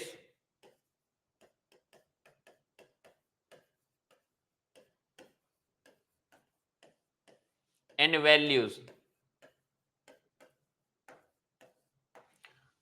હોય શકે આ મહિલાઓએ ઘૂંઘટ તાણેલા હોય, આછા પાતળા અને ટ્રેડિશનલ કપડાઓ પહેરેલા હોય તો ઘણા વ્યક્તિ એવું વિચારે કે ભાઈ સાંસ્કૃતિક વેશભૂષા અને મૂલ્યો, આપણા સાંસ્કૃતિક મૂલ્યોને અહીંયા જાળવી રાખેલા છે, આવી રીતે કોઈ કનેક્ટ કરે. નેક્સ્ટ આવો, માની લો કે હવે ભૂગોળ છે, જીઓગ્રાફી સબ્જેક્ટ સાથે કોઈ પોઈન્ટ કનેક્ટ થતો હોય આ ચિત્રનો તો જીઓગ્રાફીનો કોઈ પોઈન્ટને કનેક્ટ કરવાનો. ધારો કે જીઓગ્રાફીનો કોઈ પોઈન્ટ કનેક્ટ નથી થતો તો નેક્સ્ટ સબ્જેક્ટ પર આવડું પોલિટી પર. પોલિટી સબ્જેક્ટ સાથે કઈ કનેક્ટ કરવાનું. ધારો કે પોલિટીમાં કોઈ મિત્રને એવો મુદ્દો કનેક્ટ થાય આર્ટિકલ 21 ગરિમાપૂર્ણ જીવન, કે આ મહિલાઓ દૂધનો વ્યાપાર કરી, ઘણા પછી આની સાથે કનેક્ટ કરે. આર્ટિકલ 21 મોટાભાગની જગ્યાએ કનેક્ટ થાય કે ભાઈ આ મહિલાઓ દૂધનું વેચાણ કરે છે, જાતે ગામડામાં રહે છે, પશુપાલન કરે છે અને દૂધનો વેચાણ કરીને પોતાનું ગરિમાપૂર્ણ જીવન જીવે છે, આત્મનિર્ભર જીવન જીવે છે. કોઈકને આવો પોઈન્ટ કનેક્ટ થાય. પછી નેક્સ્ટ આવવાનું, જો દરેક સબ્જેક્ટમાં એક બે પોઈન્ટ મળી જાય મોર ધેન ઇનફ છે. 5 થી 6 જ આપણે કીવર્ડની યાદી બનાવવાની છે અને જે સબ્જેક્ટમાં કનેક્ટ થાય એ સબ્જેક્ટમાં જ કીવર્ડને કનેક્ટ કરવાનો, બાકી આગળ વધવાનું નેક્સ્ટ સબ્જેક્ટ ઉપર. ખાલી સબ્જેક્ટ વાઇઝ કનેક્ટ કરતું જવાનું. નેક્સ્ટ આવી જાવ તમે એથિક્સમાં. એથિક્સમાં કોઈ પોઈન્ટ કનેક્ટ થાય તો કનેક્ટ કરવાનો. ડિસિપ્લિન છે, ડેડિકેશન છે, આવા કોઈ મૂલ્ય સાથે કનેક્ટ થાય. નથી થતું તો આગળ વધવાનું. બરોબર ને? ધારો કે આની અંદર એથિક્સનું એક મૂલ્ય કનેક્ટ થાય, એ છે પુરુષાર્થ. ધારો કે થાય તો પછી જરૂર નથી તોડી મચો. ધારો કે નેક્સ્ટ સબ્જેક્ટ આવો ઇકોનોમી. ઇકોનોમીની અંદર તમને એવો ક્રિએટ થાય છે વિમેન એમ્પાવરમેન્ટ, મહિલા સશક્તિકરણ.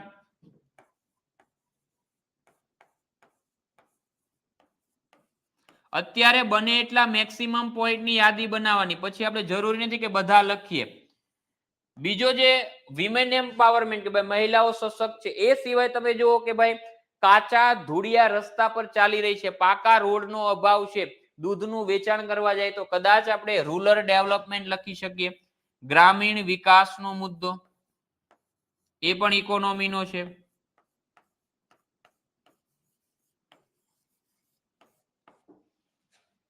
રૂરલ ડેવલપમેન્ટનો મુદ્દો ધારો કે મને કનેક્ટ થયો. પછી ધારો કે હજી કદાચ આની અંદર તમે થોડો ઘણો વધારે વિચારવાનો પ્રયત્ન કરો તો કોઓપરેટિવ સેક્ટર આવી ગયું, વિમેન ડેવલપમેન્ટ આવી ગયું, રૂરલ ડેવલપમેન્ટ આવી ગયું, ગરિમાપૂર્ણ જીવન આવી ગયું, આત્મનિર્ભર વિમેન, સેલ્ફ રિલાયેબલ,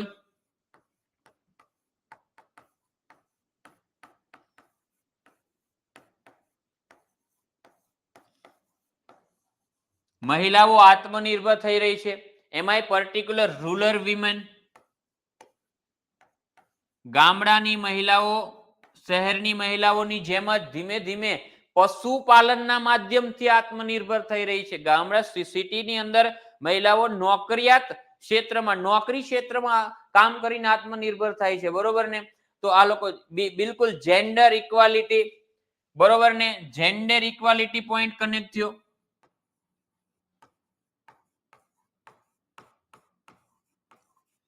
આવી રીતે જેટલા પોઈન્ટ સબ્જેક્ટ વાઇઝ, પછી એન્વાયરમેન્ટમાં આવવાનું, પછી સાયન્સ એન્ડ ટેકમાં આવવાનું, આવી રીતે સબ્જેક્ટ વાઇઝ તમને જે પોઈન્ટ કનેક્ટ થાય ને એ સબ્જેક્ટ વાઇઝ પોઈન્ટને કનેક્ટ કરીને આવા ખાલી કીવર્ડની યાદી બનાવી લેવાની. આને માઇનોર કીવર્ડ કહેવાય. યાની કે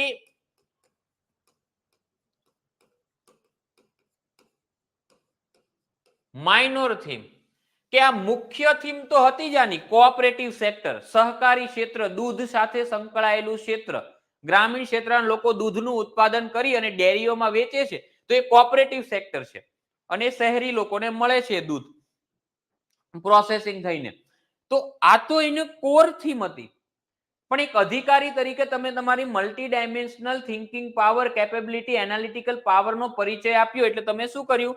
ચિત્રમાં કોર થીમ સિવાયની જે થીમ હતી એને શોધી આયા અને પછી શોધીને આને લખો તો આને કહેવાય મીનિંગફુલ ઓબ્ઝર્વેશન. હવે જુઓ આ મુદ્દાઓમાં ક્યાંય જોક કે મજાક મસ્તી જેવું કઈ તત્વ નહીં આવે કે ભાઈ 4 સ્ત્રીઓ જાય છે અને પાણીના કેન છે કે દૂધના કેન, એવું નક્કી નથી થતું. આવા ઇલોજિકલ મુદ્દા નહીં હોય, લોજિકલ મુદ્દા હશે અને બધા મુદ્દા તમારી સિલેબસને એકોર્ડિંગ હશે, તમારી ભણતરની દુનિયાના હશે, તમારા જે સબ્જેક્ટ તમે ભણો છો એના જ હશે. Gender equality, self reliable rural women, traditional dress and values, ગરિમાપૂર્ણ જીવન, પુરુષાર્થ, વિમન એમ્પાવરમેન્ટ, રૂરલ ડેવલપમેન્ટ, આવા બધા પોઈન્ટ્સ આવશે. આવી રીતે તમારે સબ્જેક્ટ વાઇઝ 1 બાય 1 ચિત્રને કનેક્ટ કરવાનું ને વિચારવાનું. આ સબ્જેક્ટનો કોઈ ટોપિક, કોઈ કીવર્ડ આની સાથે કનેક્ટ થાય થતો હોય તો યાદી બનાવી લેની, નથી થતો તો આગળ વધવાનું. બરાબર ને? આવી રીતે યાદી બનાવતી જવાની છે. આ જો 1 2 3 4 5 6 ને 7 કીવર્ડ બન્યા. જરૂરી નથી કે 7 કીવર્ડ લખો. આમાંથી પછી કોઈ 4 કીવર્ડ નો યુઝ કરવાનો કે 5 કીવર્ડ નો મેક્સિમમ યુઝ કરવાનો ને એક આ કોર થી. એટલે 6 કે 7 મુદ્દા આરામથી લખાઈ જશે તમારા. બરોબર? એટલે એને પછી કઈ રીતે લખવાના એ હમણાં સમજાવું છું. પહેલા યાદી બનાવી લેવાની કોર કીવર્ડની અને માઇનોર કીવર્ડની. કોર કીવર્ડની અને માઇનોર કીવર્ડની પહેલા યાદી બનાવી લેવાની. આટલું કામ કરવાનું એટલે તમે હવે તમને કોઈ મીનિંગફુલ ઓબ્ઝર્વેશન લખતા અટકાવી શકશે નહીં. હવે તમને કોઈ વ્યક્તિ મીનિંગફુલ અને હવે તમારો સ્કોર ડેફિનેટલી આવશે આ પ્રોસેસનું. આ બહુ જ બરોબર ને ખૂબ જ સારી પ્રોસેસ છે. આવી રીતે તમે ઇઝીલી મીનિંગફુલ ઓબ્ઝર્વેશન સુધી પહોંચી જશો અને ચિત્રનું વિશ્લેષણ કરી અને આરામથી લખી શકશો. બરોબર? હવે આપણે આવીએ સૂચના. આપણને ખબર પડી કે મીનિંગફુલ ઓબ્ઝર્વેશન લખશું તો આજ આપણને માર્ક મળશે. તો મીનિંગફુલ ઓબ્ઝર્વેશન શું છે એ આપણે સમજ્યા. મીનિંગફુલ ઓબ્ઝર્વેશનની જરૂરિયાત કેમ છે સમજ્યા. ચિત્ર સતત આયોગ શું કામ મૂકે છે એ સમજ્યા અને મીનિંગફુલ ઓબ્ઝર્વેશન કઈ રીતે શોધવાના એ આપણે એ પ્રોસેસ સમજ્યા. હવે પ્રેઝન્ટેશન જોઈ લઈએ આનું. ચિત્રની નીચે પહેલું પેજ હશે. પહેલા પેજમાં તમારે શું કરવાનું આવે અહીંયા એ સમજો. પહેલા તો એ સમજો કે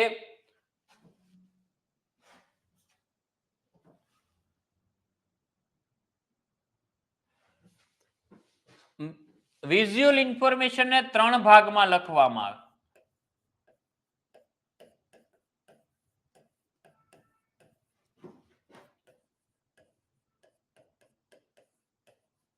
જે વિઝ્યુઅલ ઇન્ફોર્મેશન છે એને 3 ભાગમાં લખવામાં આવે. પહેલું આવે પ્રાઇમરી ઓબ્ઝર્વેશન,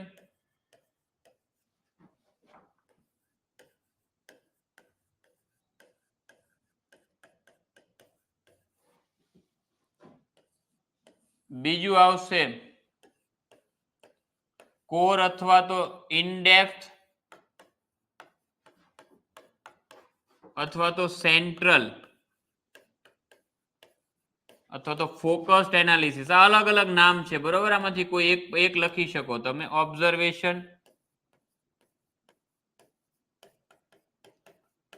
અને ત્રીજું આવે કન્ક્લુઝન.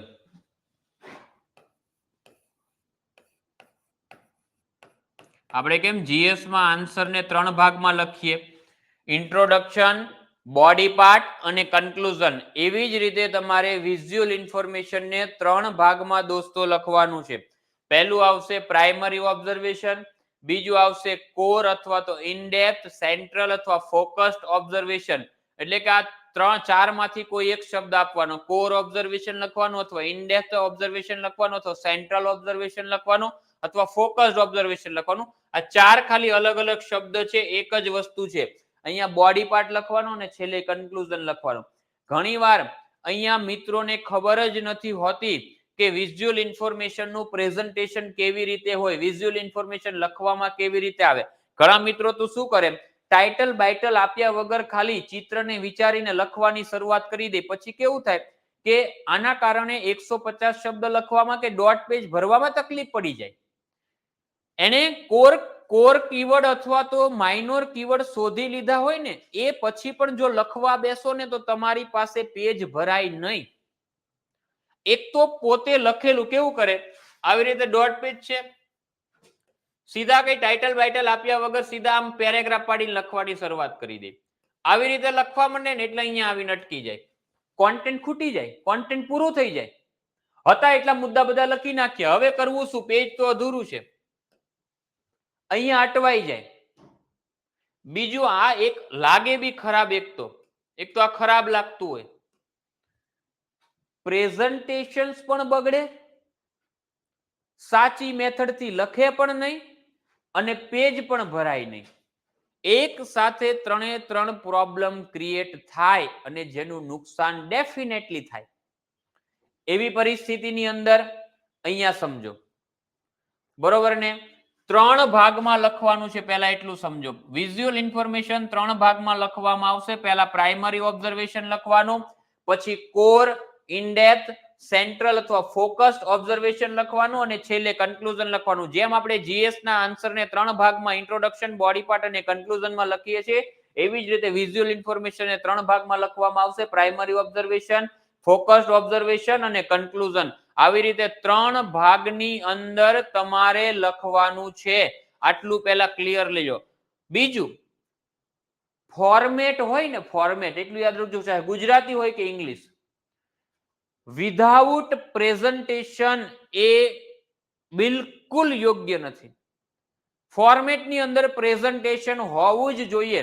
આ ફોર્મેટની અંદર ઘણા બધા ઉમેદવારો સારા પોઈન્ટ લખે છે, છતાં પણ ઘણીવાર માર્ક નથી આવતા, કારણ કે એને આવી રીતે 3 ભાગ પાડીને ન લખેલું હોય, અને બીજું કે એની અંદર એને પ્રેઝન્ટેશન નામના તત્વને મિસ કરેલું હોય, જેથી એનું જે રજૂઆત શૈલી છે બિલકુલ અયોગ્ય લાગતી હોય. આમાં પ્રેઝન્ટેશનનું પણ પોતાનું એક આગવું મહત્વ છે. એટલે પ્રેઝન્ટેશન કેવું હોવું જોઈએ સમજાવું. ચિત્રની નીચે તમારે શું કરવાનું, ચિત્રની નીચે અહીંયા તમારે જ્યાં ચિત્ર આપેલું છે એનાથી નીચે થોડી એક આદર્શ સ્પેસિંગ છે આપણી 0.75 અથવા 1 સેન્ટીમીટર જેટલી અથવા 0.5 સેન્ટીમીટર જેટલી સ્પેસ છોડવાની. ડબલ ઇન્વર્ટેડ કોમાની અંદર જો 2 લાઈનમાં તમારે શીર્ષક લખવાનું, ડબલ ઇન્વર્ટેડ કોમાની અંદર આગળ બરોબર ને ગુરુ વિરામ પદ્ધતિથી આવી રીતે ડબલ ઇન્વર્ટેડ કોમાની અંદર દોસ્તો પહેલા ડબલ ઇન્વર્ટેડ કોમામાં કીવર્ડ ઓફ ધ ક્વેશ્ચન આવો કેવો ક્યુ લખવાનો, પછી ગુરુ વિરામ, પછી ડબલ ઇન્વર્ટેડ કોમા. આ કેવો ક્યુ એટલે શું? Keyword of the question. કેવો ક્યુ નો મતલબ થાય કીવર્ડ ઓફ ધ ક્વેશ્ચન.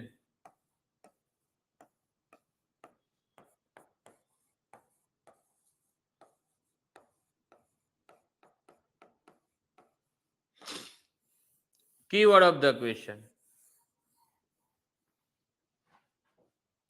યાની તમારી કોર થીમ નો કીવર્ડ.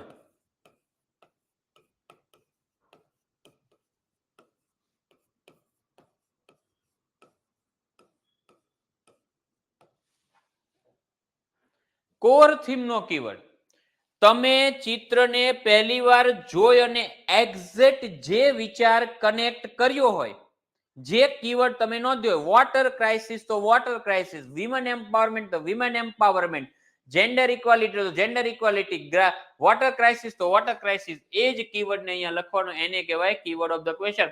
એટલે ગુરુ વિરામની આગળની બાજુ કોર થીમ નો કીવર્ડ આવશે, આપણો કોર કીવર્ડ આવશે. કીવર્ડ ઓફ ધ ક્વેશ્ચન પ્રશ્નનો મુખ્ય શબ્દ. કીવર્ડ ઓફ ધ ક્વેશ્ચન એટલે પ્રશ્નનો મુખ્ય શબ્દ, અને પ્રશ્નનો મુખ્ય શબ્દ એટલે કોર થીમ નો કીવર્ડ. પહેલો વહેલો ચિત્રને જોઈને આપણે જે કીવર્ડ નોંધેલો હોય મુખ્ય વિચારનો કીવર્ડ, એને જ અહીંયા લખવાનો. પાછળની બાજુ એને સુસંગત તમારે રચનાત્મક બાબત બનાવવાની. વોટર ક્રાઇસિસ, બરોબર ને, the new pandemic of the world, બરોબર ને, એટલે કે વિશ્વનું નવી મહામારી, એ બરોબર ને આવી રીતે ઘણા લોકો બનાવતા હોય છે બરોબર ને આવી રીતે પછી નીચે શું કરવાનું બીજી લાઈનમાં જમણી બાજુ 3 ટપકા કરવાના નીચેની બાજુ બરોબર ને 3 ટપકા કરી અને આવું લખવાનું 1 એનાલિસિસ એક વિશ્લેષણ અને પ્રયત્ન કરવાનો કે પહેલી લાઈનનો છેલ્લો શબ્દ વર્ણ વર્ડ અને આ એનાલિસિસ નો એસ એક જ લાઈનમાં આવે ને પછી એને અંડરલાઈન કરી દેવાની એટલે આવી રીતે લખાય ધારો કે વોટર ક્રાઇસિસ ન્યૂ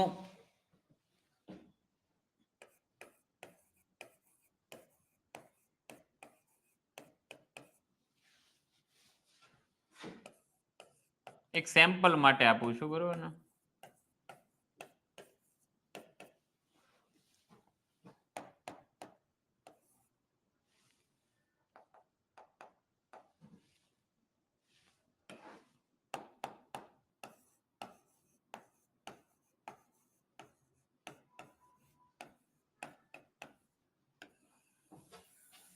આવી રીતે આવશે તો અહીંયા વર્લ્ડ નો ડી અને એનાલિસિસ નો એસ બંને એકબીજાની નીચે આવે એવી રીતે બે લાઈનનું શીર્ષક બનાવવાનું કીવર્ડ ઓફ ધ ક્વેશ્ચન ગુરુ વિરામની આગળની બાજુ કીવર્ડ ઓફ ધ ક્વેશ્ચન પ્રશ્નનો મુખ્ય શબ્દ એટલે કે કોર થીમનો જે કીવર્ડ આપણે સર્વપ્રથમ આઈડેન્ટિફાઈ કર્યો એને અહીંયા યાદ રાખજો માઇનર કીવર્ડ માંથી પણ એક શબ્દ નથી લખવાનો નહીતર તમે થાપ ખાઈ જશો ભૂલ થશે માઇનોર કીવર્ડ નથી લખવાનું આ આપણા વિઝ્યુઅલ ઇન્ફોર્મેશન નું ટાઇટલ છે અને ટાઇટલ વગર શીર્ષક વગર ક્યારે વિઝ્યુઅલ ઇન્ફોર્મેશન લખતા નહીં વિઝ્યુઅલ ઇન્ફોર્મેશન લખવા માટે તમારે ટાઇટલ લખવું કમ્પલસરી છે બેટર પ્રેઝન્ટેશન માટે બરોબર ને ટાઇટલ લખવું જરૂરી છે થરો તમારી રજૂઆત શૈલીનો પરિચય આપવા માટે પણ ટાઇટલ લખવું જરૂરી છે તો પહેલા સર્વપ્રથમ ચિત્રની નીચે ટાઇટલ લખવાનું પછી જવાબ લખવાની શરૂઆત કરવાની છે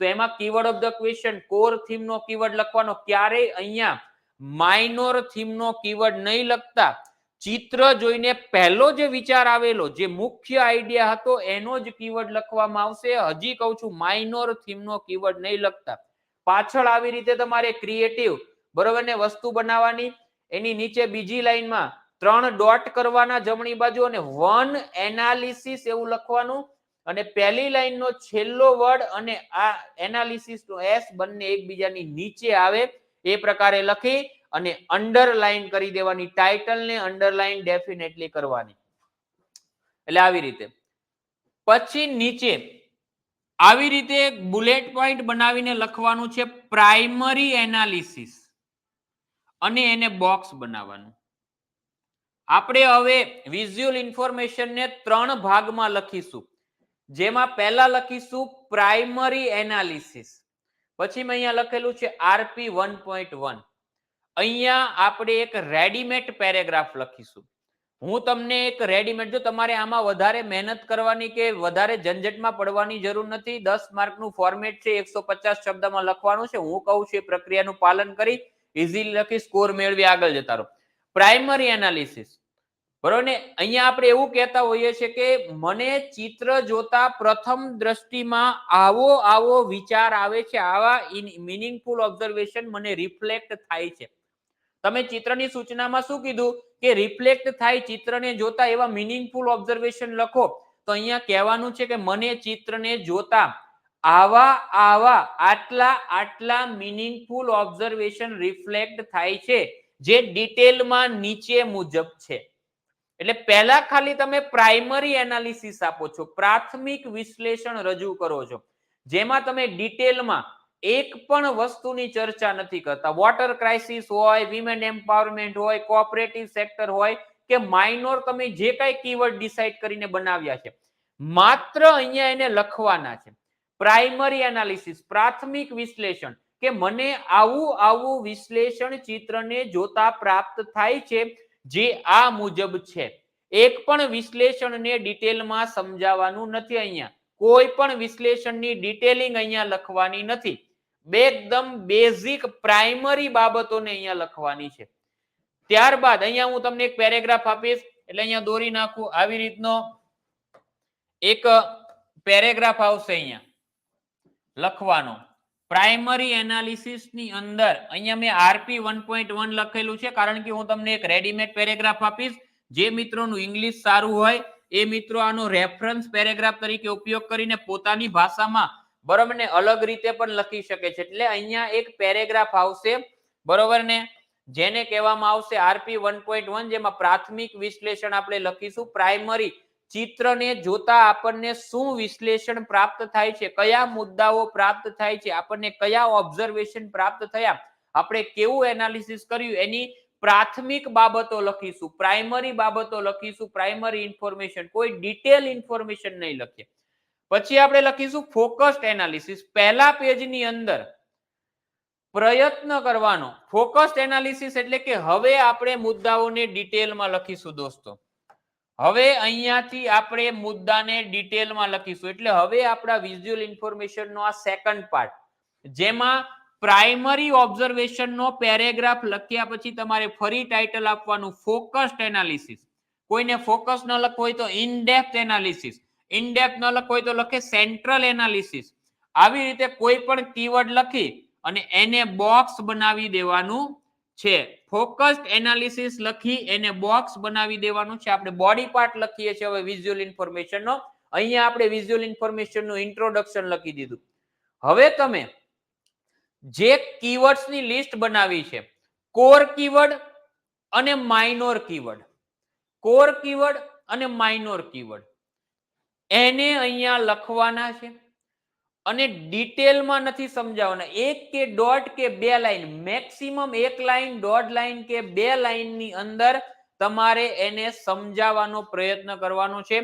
કોઈ પણ કીવર્ડને તમારે ડિટેલમાં સમજાવવાના નથી. અહીંયા સાવ બેઝિક રીતે બરોબર ને એક દોઢ લાઈનમાં સામાન્ય સિમ્પલ એક્સપ્લેનેશન આપવાનો અને પ્રયત્ન કરવાનો કે જો ગ્રામર કાચું હોય તો ગ્રામેટિકલ મિસ્ટેક્સ ઓછી થાય, તો ગ્રામર ઓછું આવે એવી રીતે ઇંગ્લિશ લેંગ્વેજમાં લખવાનું છે. પણ અહીંયા શું કરવાનું, નંબર 1 કરીને કીવર્ડ લખવાનો. કયો કીવર્ડ? તો આપણે જે કોર કીવર્ડ અને માઇનોર કીવર્ડ શોધ્યા હોય ને પહેલા, મીનિંગફુલ ઓબ્ઝર્વેશનની પ્રોસેસ કરીને સબ્જેક્ટ સાથે સિલેબસ સાથે કનેક્ટ કરીને જે પોઈન્ટ શોધેલા હોય ને એ કીવર્ડ. એટલે પહેલા પેજની અંદર પ્રયત્ન કરવાનો કે ઓછામાં ઓછા 2 અને મેક્સિમમ 3. મારો તો આગ્રહ છે કે 2 પોઈન્ટ લખાઈ જવા જોઈએ, 2 પોઈન્ટ લખાઈ જાય એવો પ્રયત્ન કરવાનો. આપણે જે કોર થીમના કીવર્ડ અને માઇનોર થીમના કીવર્ડ આપણે ડિસાઈડ કર્યા એને લખવાના. નંબર 1 કીવર્ડ લખવાનો. પછી શું કરવાનું, ગુરુ વિરામ બનાવવાનું. કાલે લેટરમાં કરતા હતા ને એવી જ રીતે પછી 1 થી 1.5 લાઈનની અંદર એને સમજાવવાનું. જો આની અંદર તમને સમજાવો છો ત્યારે કોઈ એક્ઝામ્પલ છે, કોઈ નાનો મોટો ડેટા ફેક્ટ યાદ આવે છે, ટોપિક ધારો કે અહીંયા લખું કોઓપરેટિવ સેક્ટર, પછી એના વિશે લખું છું તો ડાયરેક્ટ ડેટા પણ લખી શકો કે 70% of Indian rural women dependent on the બરોબર ને કોઓપરેટિવ સેક્ટર. એટલે કે ગ્રામીણ ભારતની 70% મહિલાઓ એ કોઓપરેટિવ સેક્ટર ઉપર ડિપેન્ડ છે. હું ડાયરેક્ટ આવો ડેટા પણ લખી શકું. યાની મારે કઈ અહીંયા ડિટેલમાં નથી સમજાવવાનું, કોઈ પોઈન્ટને ડિટેલમાં સમજાવતા નહીં. નાનું એવું એક્સપ્લેનેશન 1.5-2 લાઈનનું આપવાનું, લાંબુ લચક એક્સપ્લેનેશન નહીં આપવાનું, અને સાદી સરળ ઇંગ્લિશ ભાષામાં જાતે બનાવીને તમારે લખી દેવાનું. કોઈ ડેટા ફેક્ટ આવડે છે તો ડાયરેક્ટ ડેટા ફેક્ટ લખી દેવાનું. ગવર્મેન્ટના ઇનિશિયેટિવ આવડે છે તો એ લખી દેવાનું કે ભાઈ ગવર્મેન્ટ, ધારો કે અહીંયા હું લખું કોઓપરેટિવ સેક્ટર, સામે લખું government of Gujarat does a lots of excellent work in this work like બરોબર ને અમૂલ મોડલ બરોબર ને, પછી અલ્પ વિરામ કરીને જે કઈ બીજા હોય, state cooperative sector, state cooperative policy બરોબર ને, અલ્પ વિરામ પછી જે પોઈન્ટ હોય એ મને ડોટ કરી દેવાનું. નેશનલ ગોકુળ મિશન, આવી રીતે સમજાઈ ગયું. એટલે આવી રીતે કીવર્ડ લખવાનો. સપોઝ કઈ રીતે. અને બીજી વસ્તુ, પહેલો કીવર્ડ હંમેશા કોર થીમ હોવો જોઈએ. માઇનોર થીમનો કીવર્ડ પહેલા લખવાનો નથી. તમે ફોકસ્ડ એનાલિસિસ, વિઝ્યુઅલ ઇન્ફોર્મેશનનો બોડી પાર્ટ લખો અને એની અંદર તમે 6 થી 7 મુદ્દાઓ લખો એટલે પહેલો મુદ્દો પહેલા પેજની અંદર ઓછામાં ઓછા મહત્તમ 2 પોઈન્ટ લખવાના છે. 2 પોઈન્ટ આવી જવા જોઈએ. પછી બીજા પેજની અંદર બાકીનું બધું લખવાનું છે. તો 2 પેજમાં 2 કીવર્ડની અંદર હંમેશા પહેલો કીવર્ડ આપણી કોર થીમ હોવો જોઈએ. કોર થીમ ચિત્રને જોતા પહેલો જે મુખ્ય વિચાર આવ્યો કે ભાઈ વોટર ક્રાઇસિસ છે તો વોટર ક્રાઇસિસ વિશે જ લખવાનું. કોઓપરેટિવ સેક્ટર છે તો કોઓપરેટિવ સેક્ટર વિશે લખવાનું. વોટર ક્રાઇસિસ છે તો વોટર ક્રાઇસિસ. વિમન એમ્પાવરમેન્ટ છે તો વિમન એમ્પાવરમેન્ટ. આપણને ચિત્રને જોતા પહેલો જે મુખ્ય વિચાર આપણને યાદ આવે છે, આપણને જે કોર કીવર્ડ યાદ આવે છે, આપણે જેને નોંધેલો છે એ કોર કીવર્ડ વિશે જ પહેલા લખવાનું. પહેલા માઇનોર થીમના કીવર્ડ વિશે લખવાનું નથી. કોર થીમના કીવર્ડ મુખ્ય શબ્દ વિશે લખવાનું છે. આટલું યાદ રાખજો. અને દરેક કીવર્ડની નીચે અંડરલાઈન અવશ્ય કરવી. બીજા ક્યાંય કોઈ લખાણમાં અંડરલાઈન કરતા નહીં.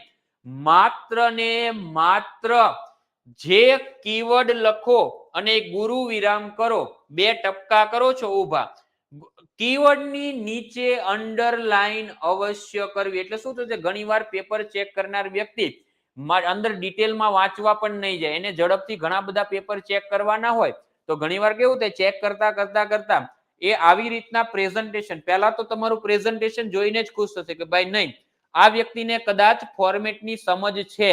એને તમારું પ્રેઝન્ટેશન જોઈને જ તમને એ થોડું ઘણું તો જજમેન્ટ લઈ લેશે, તમને જજ કરી લેશે કે નહીં આ વ્યક્તિનું પ્રેઝન્ટેશન આટલું સરસ છે, એનો મતલબ આ ફોર્મેટને લઈને એની તૈયારી પણ ઘણી સારી છે.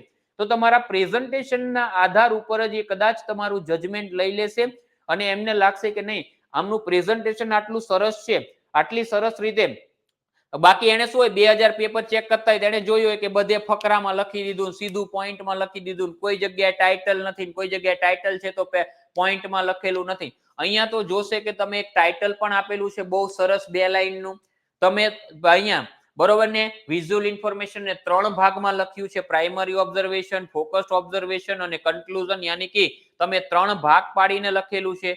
તમે એને બેટર પ્રેઝન્ટેશન સાથે પોઈન્ટ શૈલી અને પેરેગ્રાફ શૈલીનું મિશ્રણ કરીને લખ્યું છે. કેમ? કારણ કે તમે ઇન્ટ્રોડક્શન પેરેગ્રાફ પ્રાઇમરી ઓબ્ઝર્વેશન પેરેગ્રાફમાં લખો છો અને કન્ક્લુઝન પેરેગ્રાફમાં લખો છો અને બોડી પાર્ટ છે એ ફોકસ્ડ એનાલિસિસ તમે પોઈન્ટમાં લખો છો અને પેરેગ્રાફ પોઈન્ટ શૈલીનું મિશ્રણ છે. એનો મતલબ આ કેન્ડિડેટની બરોબર ને આ ટોપિકને લઈને તૈયારી સારી છે, એને આમાં સમય ફાળવેલો હશે અને બેટર રીતે કરી છે. યાની તમારા પ્રેઝન્ટેશન્સ ના પણ ઇમ્પેક્ટ સામેવાળા ચેકરના મન અને હૃદય પર પડશે અને તમને એનો ફાયદો 100% થશે. એટલે આવી રીતે જોઈને કદાચ જજમેન્ટ લેશે કે નહીં આનું પ્રોપર હશે. અને એવામાં ઘણીવાર શું થશે, આવા કીવર્ડ વાંચીને ખાલી એ તમને માર્ક આપતા જશે બરોબર ને, કીવર્ડ વાંચતા જશે અને જજમેન્ટ લઈ લેશે. એટલે ઘણીવાર અંદર ડિટેલમાં વાંચવા પણ નહીં જાય. એટલે તમે નાનું મોટું તમારાથી મિસ્ટેક્સ થઈ હશે, નાની મોટી ગ્રામેટિકલ, તો પણ તમે બચી જશો કારણ કે અંદર ડિટેલિંગમાં વાંચવા જશે નહીં. એટલે તમારે શું કરવાનું છે, 1, 2 કરીને પહેલા પેજમાં 2 કીવર્ડ વિશે લખવાનું છે, જેમાં પ્રયત્ન કરવાનો કે પહેલો કીવર્ડ હંમેશા આપણી કોર થીમ હોય. આપણે જે ચિત્રને વિઝ્યુઅલાઇઝ કરી, ચિત્રને જોઈને આપણને જે મુખ્ય વિચાર રિફ્લેક્ટ થયો, જેને નોંધી લીધો, એના વિશે જ લખવાનું છે.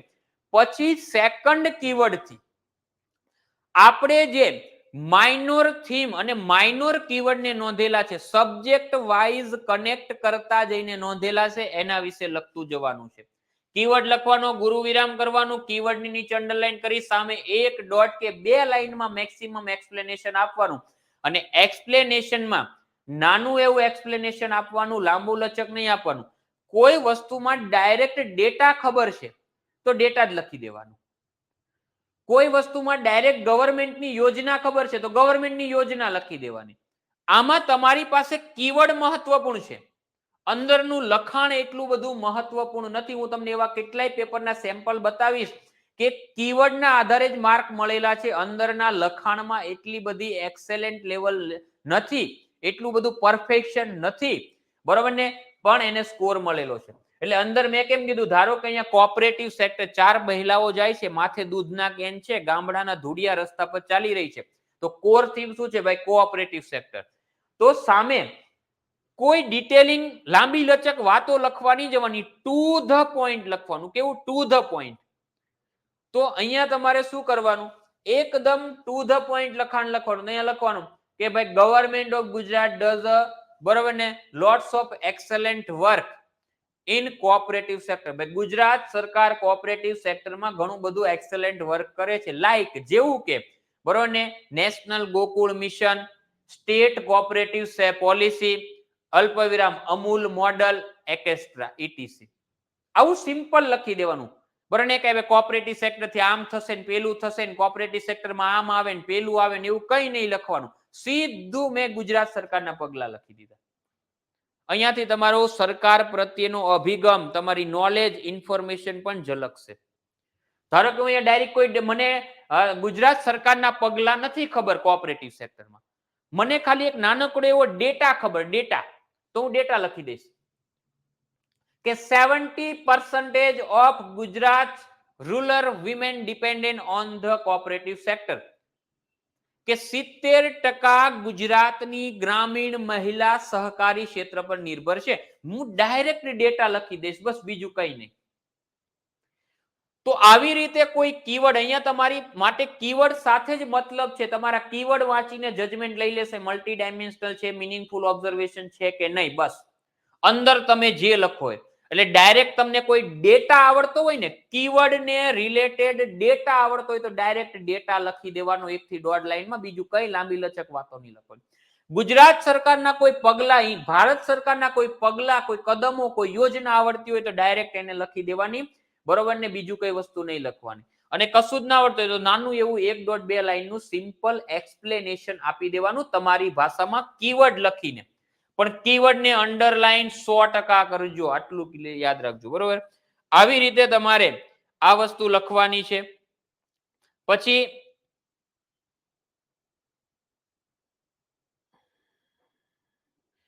સેકન્ડ પેજ પર આવી જવાનું.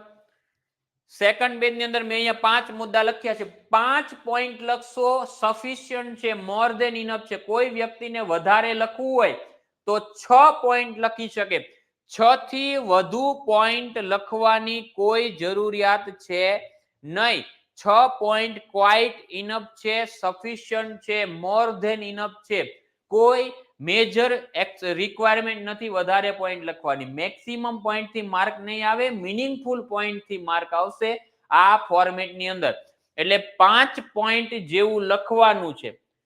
પછી ફરીવાર એક પેરેગ્રાફ આવશે, P2, જેને કનેક્ટિંગ પેરેગ્રાફ કહેવામાં આવે. આ પણ હું તમને રેડીમેડ આપીશ. હું તમને P2 કનેક્ટિંગ પેરેગ્રાફ આપું. એ કનેક્ટિંગ પેરેગ્રાફને તમારે રેડીમેડ લખી દેવાનો છે. અને કદાચ કોઈ વ્યક્તિને એની રીતે લખવો છે તો મારા આપેલા પેરેગ્રાફને રેફરન્સ પેરેગ્રાફ માની અને એના જેવો બીજો પેરેગ્રાફ લખી શકે. P2 ને કનેક્ટિંગ પેરેગ્રાફ કહેવાય. કનેક્ટિંગ પેરેગ્રાફમાં શું કહેવાનું આવે ખબર? કે ઉપરોક્ત ચિત્રનું ઓબ્ઝર્વેશન કરતા આપણને ખબર પડી કે ભાઈ કોઓપરેટિવ અથવા ફલાણા ક્ષેત્રનું, બરોબર ને, ખૂબ મહત્વ છે આગામી ભવિષ્યમાં. પણ એમાં કેટલીક સમસ્યાઓ છે જેનું સમાધાન કરવા કેટલાક કદમો ઉઠાવી શકાય છે. અહીંયા તમે એક અધિકારી તરીકે તમારો સોલ્યુશન બેઝડ એપ્રોચનો પરિચય આપો છો. સોલ્યુશન ઓરિએન્ટેડ એપ્રોચ દર્શાવો છો. લવ ધ ગવર્મેન્ટ એપ્રોચ દર્શાવો છો. કે એક અધિકારી હંમેશા સમાધાનકારી વલણ ધરાવતો હોય એવો તમે પરિચય આપો છો. એટલે અહીંયા તમારે કનેક્ટિંગ પેરા લખવાનું કે ઉપરના ચિત્રનું વિશ્લેષણ કરતા આપણને ખબર પડી કે ભાઈ ફલાણા ક્ષેત્ર ખૂબ જ મજબૂત ક્ષેત્ર છે. પછી જે હોય તો કયું ક્ષેત્ર? તો આપણે કોર થીમ લખવાની. કઈ core theme? Women empowerment, agriculture, water crisis. સમજાઈ ગયું? પરંતુ તેમાં કેટલીક બાબતો છે જેને સમાધાન માટે મજબૂત કદમો ઉઠાવી શકાય છે. પછી એક અથવા તો બે, જરૂરી નથી કે બે, મેં અહીંયા બે લખેલા છે. કોઈ એક અથવા બે સોલ્યુશન લખવાના. કે ભાઈ કોઓપરેટિવ સેક્ટર માટે નેધરલેન્ડ મોડેલ અપનાવી શકે. Adopt Netherland model for cooperative, strengthen the cooperative sector. Global partnership, બરાબર ને, for strengthen the cooperative sector, કે ભાઈ કોઓપરેટિવ સેક્ટરને મજબૂત કરવા વૈશ્વિક ભાગીદારી કરવી જોઈએ. આવા કોઈ એક કે બે એડોપ્ટ ટેકનોલોજી ફોર સ્ટ્રેન્થિંગ, બરોબર ને, કોઓપરેટિવ સેક્ટર. ટેકનોલોજીનો ઉપયોગ વધારવો જોઈએ, બરોબર ને, કોઓપરેટિવ સેક્ટરને મજબૂત કરવા. તો આવી રીતે પેલા કનેક્ટિંગ પેરેગ્રાફ લખવાનો. કનેક્ટિંગ પેરેગ્રાફ હું તમને જે આપું છું એ જ લખી દેવાનો. જ્યાં તમને ખાલી જગ્યા કહું છું ત્યાં તમારે ખાલી જગ્યા પૂરી દેવાની છે. તમારે બીજી વધારે જટિલતા કે કોમ્પ્લિસિટી ક્રિએટ નહીં કરવાની. એક અથવા બે, જરૂર નથી કે બે, એક લખાય તો એક, બે લખાય તો બે. સિમ્પલ અને સાદા સરળ સોલ્યુશન લખવાના છે. અને એક અધિકારી તરીકેનો તમારો સમાધાનકારી અભિગમનો પરિચય આપવાનો છે. સોલ્યુશન ઓરિએન્ટેડ એપ્રોચ ને અહીંયા દર્શાવવાનો છે. અને પછી લાસ્ટમાં એક કન્ક્લુઝન પેરેગ્રાફ લખવાનો અને વિઝ્યુઅલ ઇન્ફોર્મેશન ને કન્ક્લુડ કરવાની છે, પૂરી કરવાની છે. અને આ કન્ક્લુઝન પેરેગ્રાફ હું તમને રેડીમેડ આપીશ. એ તમારે બેઠો એઝ ઇટ ઇઝ લખવાનો છે.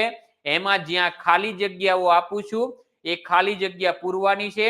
એ ખાલી જગ્યામાં શું લખવાનું એ પણ હું કહીશ.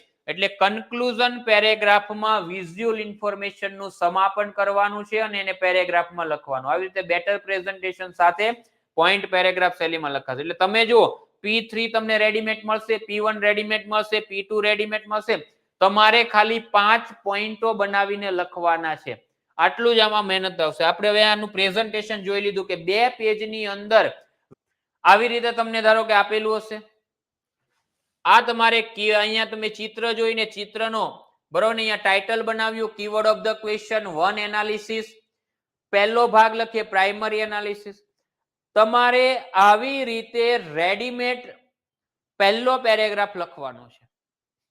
Readymade. Observing the above image, ઉપરના ચિત્રનું વિશ્લેષણ કરતા. The primary observation about, the primary observation about એટલે કે પ્રાથમિક વિશ્લેષણ. અહીંયા મેં ખાલી જગ્યા આપી છે. ખાલી જગ્યા મેં શું લખ્યું? Core concept keyword. તમે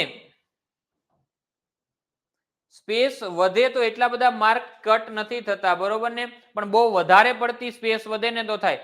હું અહીંયા તમને જે રીતે આપું છું ને જે રીતે કહું છું એ રીતે લખશો એટલે તમારે એક નાની એવી લીટી પણ લખી શકાય એટલી સ્પેસ નહીં વધે, બરોબર ને. એટલે એ ટેન્શન તમે ના લો. હું તમને જે ફોર્મેટ કરાવીશ ને જે વસ્તુ આપીશ એમાં તમારે સ્પેસ વધવાના કોઈ ચાન્સ જ નથી, બરોબર ને. હવે અહીંયા તમારે આ ખાલી જગ્યામાં કોર કોન્સેપ્ટ કીવર્ડમાં શું લખવાનું છે? કોર કોન્સેપ્ટ કીવર્ડની અંદર તમારે દોસ્તો આપણે જે પહેલો કીવર્ડ ચિત્રને જોતાની સાથે જ જે પેલો મુખ્ય વિચારનો કીવર્ડ નોંધે લખી દેવાનો. કોઓપરેટિવ સેક્ટર તો કોઓપરેટિવ સેક્ટર, વિમન એમ્પાવરમેન્ટ તો વિમન એમ્પાવરમેન્ટ, રૂરલ ડેવલપમેન્ટ તો રૂરલ ડેવલપમેન્ટ, બરોબર ને, આર્ટિફિશિયલ ઇન્ટેલિજન્સ તો આર્ટિફિશિયલ ઇન્ટેલિજન્સ. ખાલી કીવર્ડનું નામ લખી દેવાનું. Is presented in meninges. Meninges એટલે મસ્તિષ્કની વાત છે. આપણા મસ્તિષ્કમાં યાની ઉપરોક્ત ચિત્રનું વિશ્લેષણ કરતા પ્રાથમિક વિશ્લેષણ કોઓપરેટિવ સેક્ટરનું મસ્તિષ્કમાં આવે છે. ઉપરોક્ત ચિત્રનું વિશ્લેષણ કરતા મસ્તિષ્કમાં એટલે કે મગજમાં, બુદ્ધિમાં કોઓપરેટિવ સેક્ટરનું પ્રાથમિક વિશ્લેષણ નજરે આવે છે. Add on the detail analysis. હવે મેં વધારે પડતું ડિટેલમાં એનાલિસિસ કર્યું. વેરિયસ એસ્પેક્ટ, બીજા ઘણા બધા આયામો, લાઈક જેવા કે ડિટેલમાં એનાલિસિસ કરતા બીજા એવા ઘણા બધા આયામો આવ્યા નજરમાં, જેવા કે પછી અહીંયા તમારે મેં 3 ખાલી જગ્યા આપી છે. 3 ની જગ્યાએ 4 પણ આવી શકે, 5 પણ આવી શકે. તમારે શું કરવાનું? માઇનોર કીવર્ડ જે આપણે લખ્યા ને, માઇનોર કીવર્ડ, એ કીવર્ડ ને લખી અલ્પવિરામ કરતું જવાનું. વિમન એમ્પાવરમેન્ટ અલ્પવિરામ, રૂરલ ડેવલપમેન્ટ અલ્પવિરામ, કલ્ચરલ વેલ્યુ અલ્પવિરામ, બરોબર ને, રિસ્પેક્ટફુલ લાઈફ અલ્પવિરામ, બરોબર ને, અલ્પવિરામ અલ્પવિરામ અલ્પવિરામ અલ્પવિરામ કરી અને તમારે પોઈન્ટો લખતા જવાના. જેન્ડર ઇક્વાલિટી વિમેન એમ્પાવરમેન્ટ અલ્પવિરામ, રૂરલ ડેવલપમેન્ટ અલ્પવિરામ, રિસ્પેક્ટફુલ લાઈફ અલ્પવિરામ, બરોબર ને, ટેકનોલોજી યુઝ અલ્પવિરામ, બરોબર ને, જેન્ડર ઇક્વાલિટી અલ્પવિરામ. અલ્પવિરામ અલ્પવિરામ અલ્પવિરામ કરીને મેં અહીંયા K1 K2 અને K3 લખેલા છે. K4 K5 ગમે તેટલા આવી શકે. તમે જે માઇનોર કીવર્ડ શોધ્યા ને માઇનોર કીવર્ડ લખવાના. આર ઓલસો ઓબ્ઝર્વડ એટલે કે ડિટેલમાં એનાલિસિસ કર્યું ને પછી મેં પ્રાથમિક એનાલિસિસ થઈ ગયું. ડિટેલ એનાલિસિસ કરતા મને આવા બધા વિચારો પણ ધ્યાનમાં આવ્યા, ઓબ્ઝર્વેશનમાં આવ્યા. The focused analysis are as follow. હવે ડિટેલમાં આનું એનાલિસિસ નીચે મુજબ છે, આ મુજબ છે. એટલે પહેલો પેરેગ્રાફ તમારે આવો લખવાનો. Observing the above image, the primary observation about અહીંયા core keyword is presented in Mannington's add on the detail analysis various aspect like, બરોબર ને, are also observed. The focus analysis are as follow. બરોબર ને, આને તમારે કરવાનું. પછી તમારે ફોકસ્ડ એનાલિસિસ ના 5 પોઈન્ટ લખી દેવાના, બરોબર ને, અને દરેક કીવર્ડ ની નીચે તમારે અંડરલાઈન કરવાની, દરેક કીવર્ડ ની નીચે અંડરલાઈન કરવાની, જેથી પેપર ચેક કરનાર વ્યક્તિ કીવર્ડ ને વાંચીને જજમેન્ટ લઈ લેશે. પહેલા તો શું થશે ખબર, તમારો પહેલો પેરેગ્રાફ વાંચીને એને એવું થઈ જશે કે આ કદાચ ઇંગ્લિશ મીડિયમ નો સ્ટુડન્ટ છે. ઘણી વાર એવું થશે, બરોબર ને, તમારી પહેલી ટાઇટલ વાંચે ને અથવા પહેલી તમારી 2-3 લાઈન વાંચે ને તો એને ખબર પડી જાય કે આ વ્યક્તિનું ઇંગ્લિશ ભાષા કાચી છે, આને ગ્રામર નથી આવડતું, અને સેન્ટેન્સ ફોર્મેશન નથી આવડતું. એનો મતલબ તમારી છબી પેપર ચેકરના મન અને હૃદયમાં એક પડી જાય કે તમે ગુજરાતી માધ્યમના વિદ્યાર્થી છો, તમારું ઇંગ્લિશ ઘણું કાચું છે, અને લેંગ્વેજના પેપરમાં તમારા સ્કોરમાં ઇમ્પેક્ટ પડે. પણ આપણો જે આ પહેલો પેરેગ્રાફ છે, પહેલો પેરેગ્રાફ વાંચીને અહીંયા પેપર ચેક કરનાર વ્યક્તિને એટલું ખબર પડે, તમે આ ગોખીને એઝ ઇટ ઇઝ બેઠું લખ નાખશો તેને ખબર પડી જશે કે કદાચ તમારું પ્રેઝન્ટેશન સારું છે, તમારી આ ફોર્મેટને લઈને તૈયારી તો ખૂબ સારી છે, પણ તમારું ઇંગ્લિશ ભાષા પણ ઘણી સારી છે, એટલે કદાચ પછી ઘણીવાર આગળ જતા ડિટેલ નથી વાંચતા.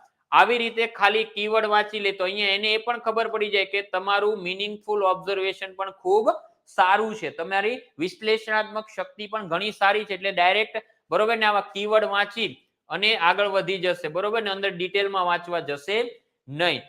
પછી આ કનેક્ટિંગ પેરેગ્રાફ છે. કનેક્ટિંગ પેરેગ્રાફ સમજો. The above image highlight importance. The above image highlights important of, એટલે કે ઉપરનું ચિત્ર હાઇલાઇટ કરે છે, પ્રકાશ પાડે છે, શેના પર, ઇમ્પોર્ટન્સ ઓફ. પછી અહીંયા ખાલી જગ્યા દોરી છે, ખાલી જગ્યામાં તમારે કોર કીવર્ડ લખવાનો. ખાલી જગ્યામાં તમારે કોર કીવર્ડ, ભાઈ કોઓપરેટિવ સેક્ટર હોય તો કોઓપરેટિવ સેક્ટર, રૂરલ એમ્પાવરમેન્ટ તો રૂરલ, ડેરી હોય તો ડેરી, એનિમલ હસબેન્ડરી હોય તો એનિમલ હસબેન્ડરી, જે વસ્તુ આવતી હોય એ લખવાની, બરોબર ને. સોલર એનર્જી આવતી તો સોલર એનર્જી, આ ટેકનોલોજી આવતી તો ટેકનોલોજી, નેચરલ કન્ઝર્વેશન આવતો નેચરલ કન્ઝર્વેશન, એન્વાયરમેન્ટ હોય તો એન્વાયરમેન્ટ, જે વસ્તુ આવતી હોય. બટ ઇટ ઓલ્સો ઇન્ડિકેટ, પરંતુ તે બીજું કંઈક ઇન્ડિકેટ કરે છે, સંકેત આપે છે. શું? ટુ એડોપ્ટ અથવા તો એન્કરેજ, આ સ્લેશ છે, ટુ એડોપ્ટ અથવા તો encourage following step to strengthen the ખાલી જગ્યા સેક્ટર. અહીંયા ખાલી જગ્યા છે, આ ખાલી જગ્યામાં તમારે ફરીવાર કોર કીવર્ડ લખવાનો. જો માઇનોર કીવર્ડ નહીં, કોર કીવર્ડ, કોર કીવર્ડ, હજી કહું છું, કોર કીવર્ડ લખવાનો. એટલે ધ એબોવ ઇમેજ, ઉપરનું ચિત્ર, બરોબર ને, હાઇલાઇટ કરે. ધારો કે આપણે માની લઈએ cooperative sector, the above image highlight importance of cooperative sector. ઉપરનું ચિત્ર એ કોઓપરેટિવ સેક્ટરના મહત્વને દર્શાવે છે, જે આપણે જોયું. બટ ઇટ ઓલ્સો ઇન્ડિકેટ, પરંતુ એ બીજું કંઈક પણ ઇન્ડિકેટ કરે છે, સંકેત આપે છે. શું? કે to adopt following step to strengthen the cooperative sector, કે નીચે મુજબના કદમો ઉઠાવીને કોઓપરેટિવ સેક્ટરને મજબૂત કરી શકાય છે to set on example in nation, અને રાજ્યમાં બરોબર ને અથવા રાષ્ટ્રમાં ઉદાહરણ સેટ કરી શકાય છે. એટલે ઉપરનું ચિત્ર કોઓપરેટિવ સેક્ટરના બરોબર ને મહત્વને રજૂ કરે છે, પરંતુ સાથે સાથે કેટલાક સંકેત પણ આપે છે કે નીચે મુજબના કદમો ઉઠાવીને આ ક્ષેત્રને મજબૂત કરી શકાય છે. તો કયા કદમો ઉઠાવી શકાય છે? તો તમારે અહીંયા દોસ્તો તમારી સોલ્યુશન એપ્રોચનો પરિચય આપવાનો કે ટુ એડોપ્ટ ટેકનોલોજીકલ યુઝ બરોબર ને for strengthen the cooperative sector, અથવા global partnership and adopt Netherland model for બરોબર ને સ્ટ્રેન્થિંગ ધ કોઓપરેટિવ સેક્ટર. એક અથવા બે, કોઈ એક અથવા કોઈ બે સોલ્યુશન લખવાના બરોબર, અને પછી કન્ક્લુઝન પેરેગ્રાફ લખી દેવાનો. આ as it is read to conclude one thing which become very clear by observing above image. એટલે કે સમાપનમાં એક વસ્તુ તો બહુ સ્પષ્ટ ક્લિયર થઈ ગઈ છે આ ચિત્રને ઓબ્ઝર્વેશન કરતા. આ ચિત્રનું ઓબ્ઝર્વેશન કરતા એક વસ્તુ તો બહુ ક્લિયર થઈ ગઈ. શું? That is represent so many futuristic possibility, કે આ ભવિષ્યની ઘણી બધી સંભાવનાઓને દર્શાવે છે. શેની? ઇન ખાલી જગ્યા સેક્ટર. અહીંયા કોર કીવર્ડ લખવાનો. મુખ્ય ક્ષેત્ર એટલે core keyword, core keyword minor ની કોર, કોઓપરેટિવ સેક્ટર.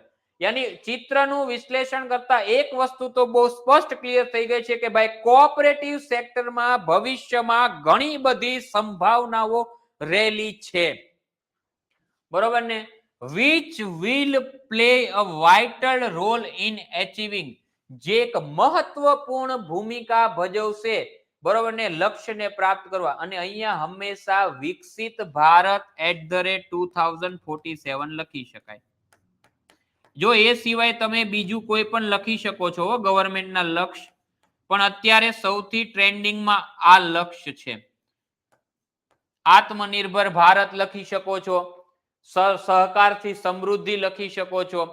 જેવો ચિત્ર એ ચિત્ર મુજબ તમે ટાર્ગેટ લખી શકો, પણ તમને કોઈ વધારે પડતું આવડે નહીં ને, અહીંયા મેં લખેલું જ છે કોઈ ટાર્ગેટ, કોઈ વિઝન કે કોઈ એસડીજી ગોલ લખી દેવાનો. કોઈ એસડીજી ગોલ.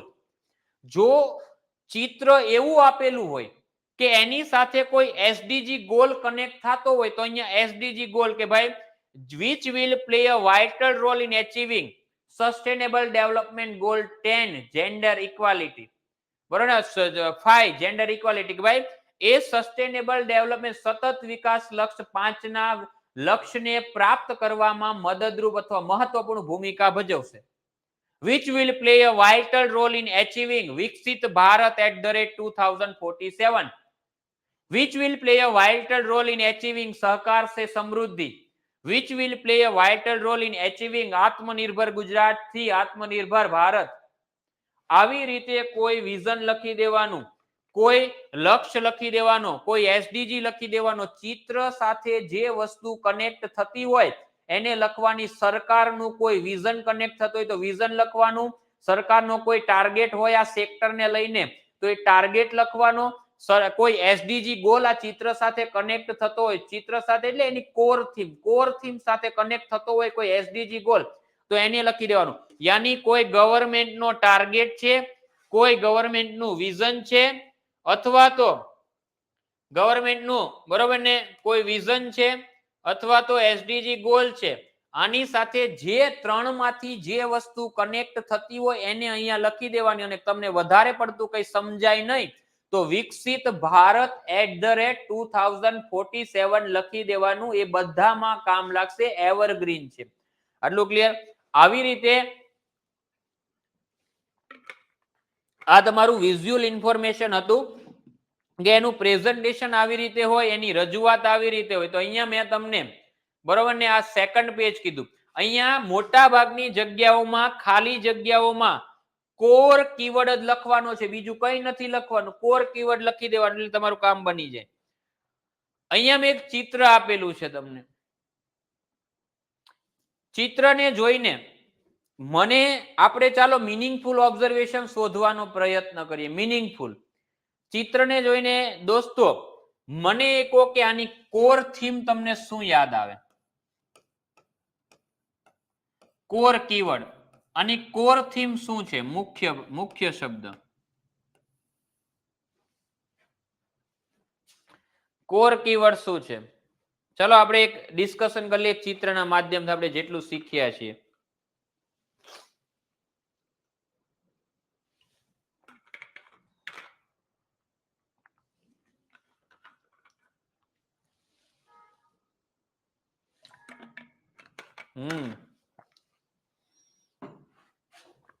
ચાલો આપણને પહેલી વસ્તુ આવી કોઓપરેટિવ સેક્ટર.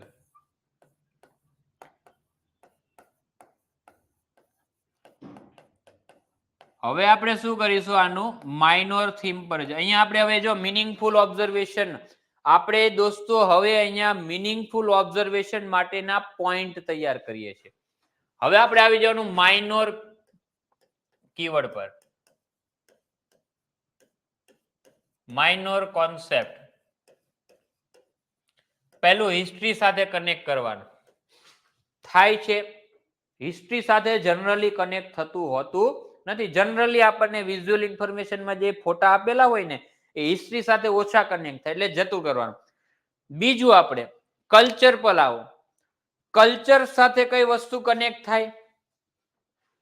કલ્ચર સબ્જેક્ટ સાથે. જો કલ્ચર સાથે મને એક વસ્તુ અહીંયા કનેક્ટ થાય છે આપણું ટ્રેડિશનલ વેલ્યુઝ, એટલે કે આપણી જે સાંસ્કૃતિક અને પરંપરાગત મૂલ્યો છે, પ્રથાઓ છે ને જાળવી છે. કેમ? દરેક સ્ત્રીઓએ એઝ ઇટ ઇઝ ટ્રેડિશનલ કપડાઓ પહેરેલા છે, બરોબર ને? એનો પહેરવેશ, બરોબર ને? એનો પહેરવેશ જો એની વેશભૂષા જો દરેક મહિલાએ પરંપરાગત જે સમુદાયની મહિલાઓ હશે એને પરંપરાગત પહેરવેશને જાળવી રાખેલો છે. યાની ટ્રેડિશનલ ક્લોથ અથવા ટ્રેડિશનલ વેલ્યુઝ કહી શકો. પરંપરાગત વેશભૂષા, બરોબર ને? Traditional cloth. ચાલો કલ્ચર મળી ગયો. નેક્સ્ટ સબ્જેક્ટ આપણે આવીએ, આપણે પોલિટી પર આવીએ. તો પોલિટીમાં અહીંયા આર્ટિકલ 21 આવે, બરોબર ને? Respectful life. આ લોકો પોતે જાતે કમાય છે. તમે જુઓ, દૂધ ભરવા માટે ડેરીમાં પુરુષો નથી આવ્યા. એવું નથી કે આ લોકો ઘરની અંદર પશુપાલન કરે છે, દૂધનું ઉત્પાદન કરે છે, પણ દૂધ ભરવા માટે એમના પતિ આવે છે ને પૈસા એમના પતિ મેળવે છે, એવું તો નથી. અહીંયા મહિલાઓ પોતે જાતે ડેરીમાં દૂધ ભરવા માટે બધી જ મહિલાઓ ઊભી છે. એક મહિલા, બે મહિલા છે એવું નથી. એટલે આર્ટિકલ 21 રિસ્પેક્ટફુલ લાઈફ જીવે છે. આ લોકો આત્મનિર્ભર છે,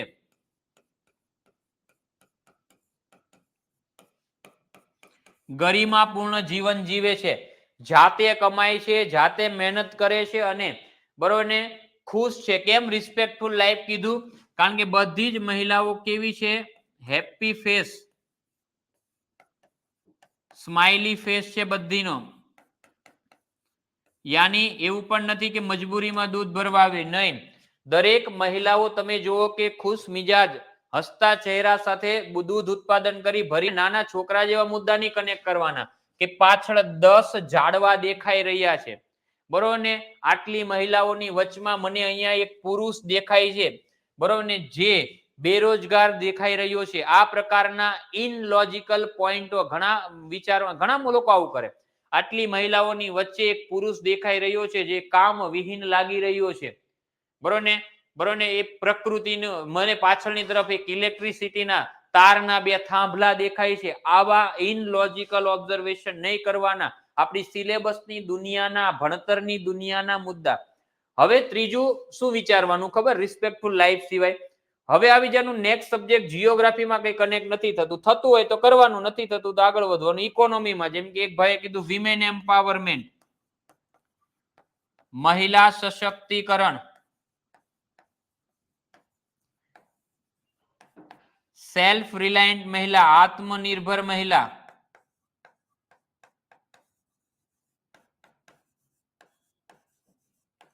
અથવા સેલ્ફ રિલાયન્ટ રૂરલ વુમન, ગ્રામીણ મહિલા. સ્પેસિફિકામાં ગ્રામીણ મહિલાઓ છે આ બધી, બરોબર? પછી તમે બીજું ઓબ્ઝર્વેશન આનું, હા, ધારો કે women empowerment, self reliant women લાગે છે, ધારો કે પછી ધારો કે નેક્સ્ટ સબ્જેક્ટ ઉપર આવો, ઇકોનોમી, પછી એથિક્સ. એથિક્સમાં તમે એક વસ્તુ અહીંયા, એથિક્સમાં હંમેશા વેલ્યુઝ સાથે કનેક્ટ, એવું કહીએ સોશિયલ ડિસિપ્લિન, ડિસિપ્લિન જાળવે છે. સામાજિક શિસ્ત, બરોબર ને, આ જેન્ડર ઇક્વાલિટી પણ આવી શકે. સામાજિક શિસ્તનું પાલન કરે છે.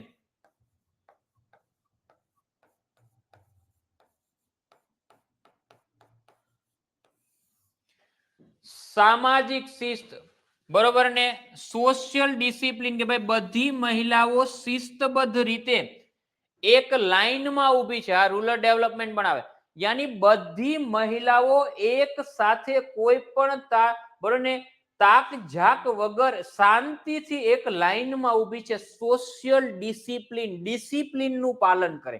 એટલે હંમેશા યાદ રાખજો, ચિત્ર હોય ને એમાં એથિક્સ વિષય સાથે કનેક્ટ કરો ને, એથિક્સ, ત્યારે તમારે હંમેશા મૂલ્ય, વેલ્યુઝ સાથે જ કનેક્ટ કરવાનું. વેલ્યુઝ જ કનેક્ટ થતી હશે, બીજો કોઈ ટોપિક કનેક્ટ નહીં થાય. મૂલ્ય, તો અહીંયા સોશિયલ ડિસિપ્લિન, સિવિક સેન્સ, બે ખૂબ સરસ વાત છે. સિવિક સેન્સ, અહીંયા તમને સિવિક સેન્સ, આ પણ એક પોઈન્ટ બને છે. બસ આવી જ રીતે હવે તમે જુઓ કે કોર કીવર્ડ મળી ગયો, અહીંયા માઇનોર કીવર્ડમાં 1 2 3 4 5 6 7 પોઈન્ટ મળી ગયા. આપણે લખવાના 5 કે 6 છે. હવે આમાંથી ડિસાઈડ કરવાનું કે મારે કયા કયા પોઈન્ટ લખવા છે, લખતા જવાના. પણ પહેલો પોઈન્ટ કયો લખવાનો? Core keyword. પહેલો પોઈન્ટ કોર કીવર્ડ લખવાનો. કોઓપરેટિવ સેક્ટરને પહેલા લખવાનું. કોર કીવર્ડને પહેલો પોઈન્ટ લખવાનો બોડી પાર્ટમાં, ફોકસ એનાલિસિસમાં. હવે આપણે આવી રીતે પોઈન્ટ બનાવી લીધા. મેં અહીંયા મોડેલ આન્સર સાથે તમને આપેલું છે. મોડલ આન્સર સાથે આપેલું છે. તમને આ પીડીએફ મળે એટલે તમારે શું કરવાનું છે દોસ્તો? આપણે ચિત્રમાં જે પોઈન્ટ બનાવ્યા ને, પહેલા આપણે જેટલું શીખ્યા છે એને વ્યવસ્થિત તમારે તૈયાર કરી લેવાનું, રિવિઝન કરી લેવાનું છે. રિવિઝન કરી લીધા પછી તમારે બીજું શું કરવાનું? રિવિઝન થઈ ગયા પછી તમારે આ વસ્તુનું જાતે આન્સર લખવાનો છે. રિવિઝન થઈ ગયા પછી આપણે જે પોઈન્ટ બનાવ્યા હમણાં ચિત્ર જોઈને, એ પોઈન્ટના આધાર ઉપર તમારે જે પેરેગ્રાફો ગોખેલા છે એ ગોખેલા પેરેગ્રાફો અને બાકીના પોઈન્ટ છે એના આધાર ઉપર જાતે આન્સર લખવાનો. જાતે આન્સર લખીને મોડલ આન્સર સાથે કનેક્ટ કરવાનું. આ ચિત્રનો મેં મોડલ આન્સર આપ્યો. Observing the above image, the primary observation about, જો મેં અહીંયા લખ્યું છે કોઓપરેટિવ સેક્ટર. મારો કોર થીમ શું છે? Core keyword cooperative sector is presented in many guns. બરોબર ને? મારા મસ્તિષ્કમાં એ વસ્તુ આવે છે. બરોબર ને? સર કનેક્ટિંગ પેરા લખવાનો વાક એ આવી જશે આ પીડીએફ માં. Add on the detail analysis various aspect like women empowerment. હવે જો અહીંયા મેં બીજા કીવર્ડ લખ્યા, અલ્પવિરામ રૂરલ ડેવલપમેન્ટ, અલ્પવિરામ સોશિયલ ડિસિપ્લિન, અલ્પવિરામ કરીને તમે બીજા ઘણા બધા પોઈન્ટ લખી શકો. Are also observed the focused analysis are as follow. યાની ચિત્રને જોતા જ મને પ્રાથમિક વિશ્લેષણ કોઓપરેટિવ સેક્ટરનું મસ્તિષ્કમાં આવે છે, પણ ડિટેલ એનાલિસિસ કરતા મને બીજા બધા આયામો, એસ્પેક્ટ ધ્યાનમાં આવે, જેવા કે women empowerment, rural empowerment, social discipline વગેરે, જેનું ફોકસ્ડ એનાલિસિસ આ મુજબ છે. ફોકસ્ડ એનાલિસિસ પહેલો મુદ્દો મેં જો કોર થીમનો લખેલો છે, કોઓપરેટિવ સેક્ટર, અને આવી રીતે તમારે કીવર્ડને અંડરલાઈન કરવાની. હવે મેં શું કર્યું તમે જો, in recent time India become major exporter of milk product due to cooperative sector. મેં માત્ર મને એક ડેટા ખબર હતો ને, ડેટાને ડોટ કે બે લાઈનમાં સાદી રીતે લખી દીધો. Women empowerment, rural women become financially independent due to milk production which lead to women empowerment. 70% of rural women મેં ડેટા લખી દીધો. થર્ડ પોઈન્ટ જો, cultural values, traditional culture present by women, મહિલાઓ દ્વારા બરોબર ને પરંપરાગત સંસ્કૃતિને દર્શાવવામાં આવે. કેમ? તો કે ભાઈ એના ડ્રેસિંગ સ્ટાઇલ, એના પરંપરાગત વસ્ત્રોથી કહી શકાય. રૂરલ ડેવલપમેન્ટ, સોશિયલ ડિસિપ્લિન, મહિલાઓ એક સિંગલ લાઈનમાં ઊભી છે, દર્શાવે છે સોશિયલ ડિસિપ્લિન. 5 મુદ્દા લખ્યા મેં ખાલી.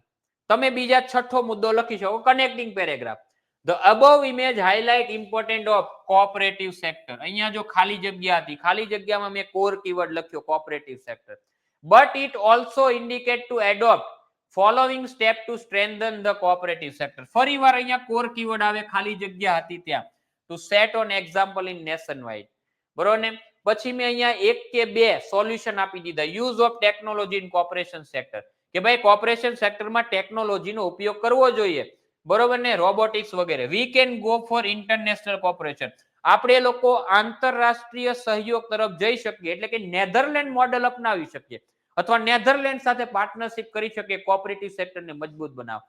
અને conclusion, to conclude one thing which become very clear by observing above image that it represents so many futuristic possibility in cooperative sector.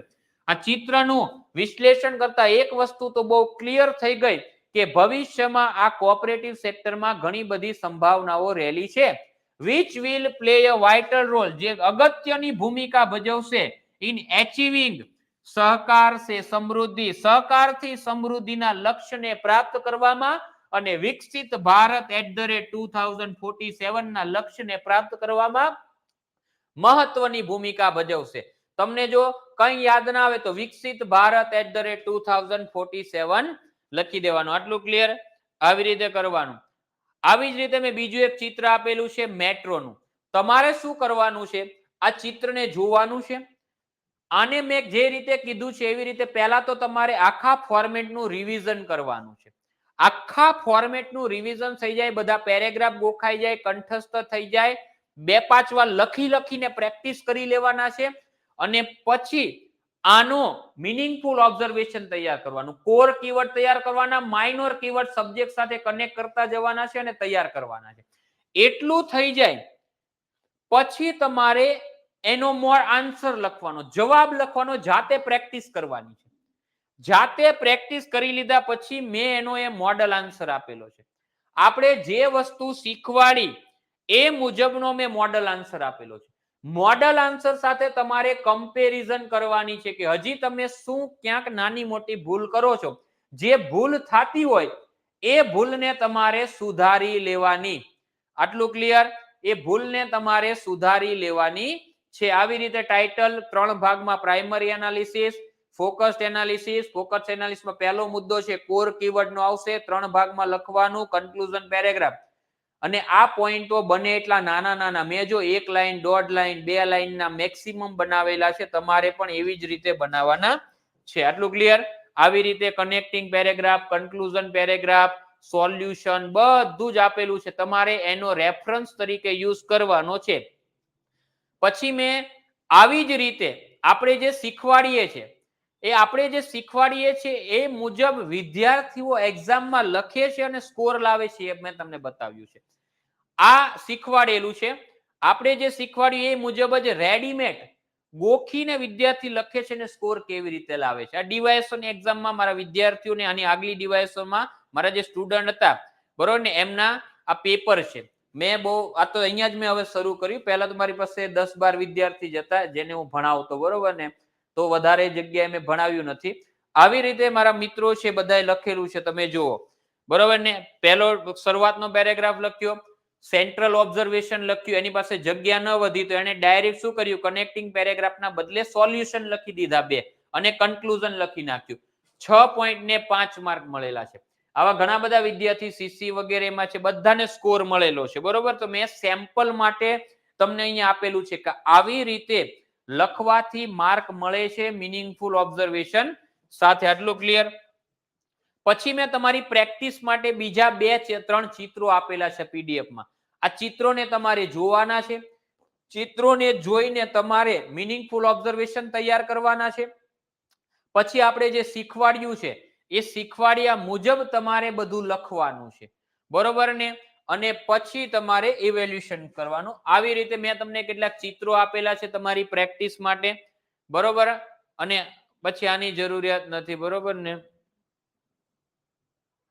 આ તો પછી લેટર છે, બરોબર ને, બીજી બેચ માટે છે. અહીંયા તમે સમજી ગયા છો. એટલે આવી રીતે આ વિઝ્યુઅલ ઇન્ફોર્મેશન બહુ યાદ રાખજો. બહુ ટફ ફોર્મેટ નથી. ટફ ખાલી એટલા માટે લાગે છે કે આપણને ઇંગ્લિશ ભાષા આવડતી ન હોય ને એના કારણે થાય કેવું કે આપણે 1.5 પેજ ભરી નથી શકતા.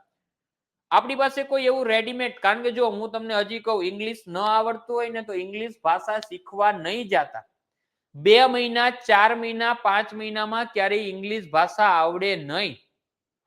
એ આખી એક ભાષા છે દોસ્તો.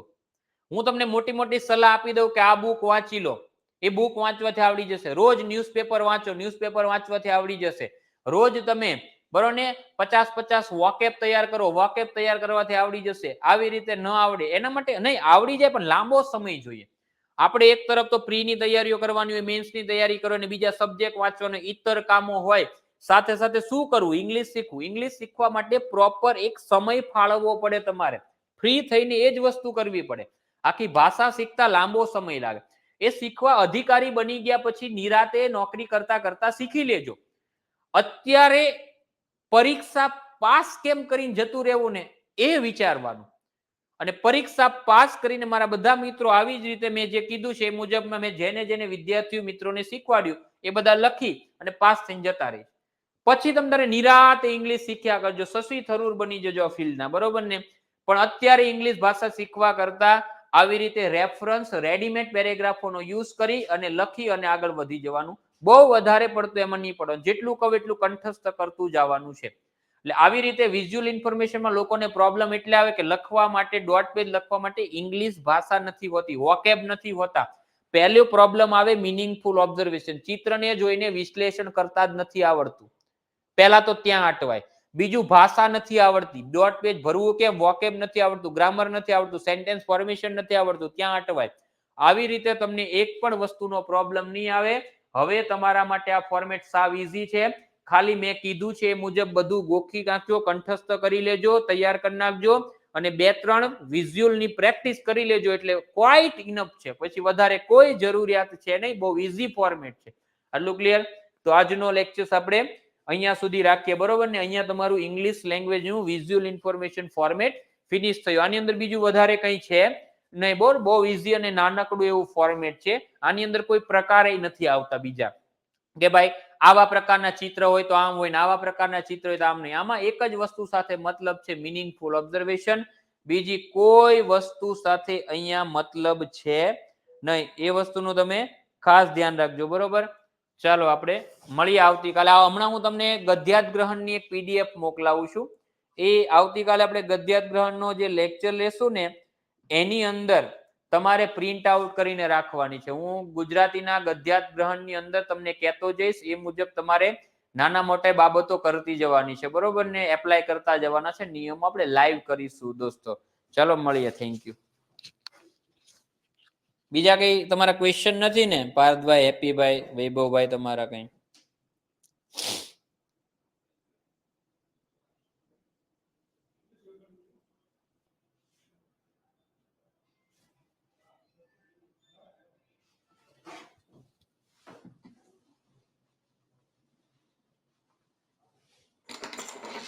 ચલો કોઈ ક્વેશ્ચન હોય તો મળીએ આપણે કાલે, બરોબર ને? બીજા કઈ હોય તો કહેતા રહેજો. All clear. તમારે મારી સાથે વાતચીત કે કરવી હોય તો મારો નંબર નોંધી લેજો, બરોબર ને?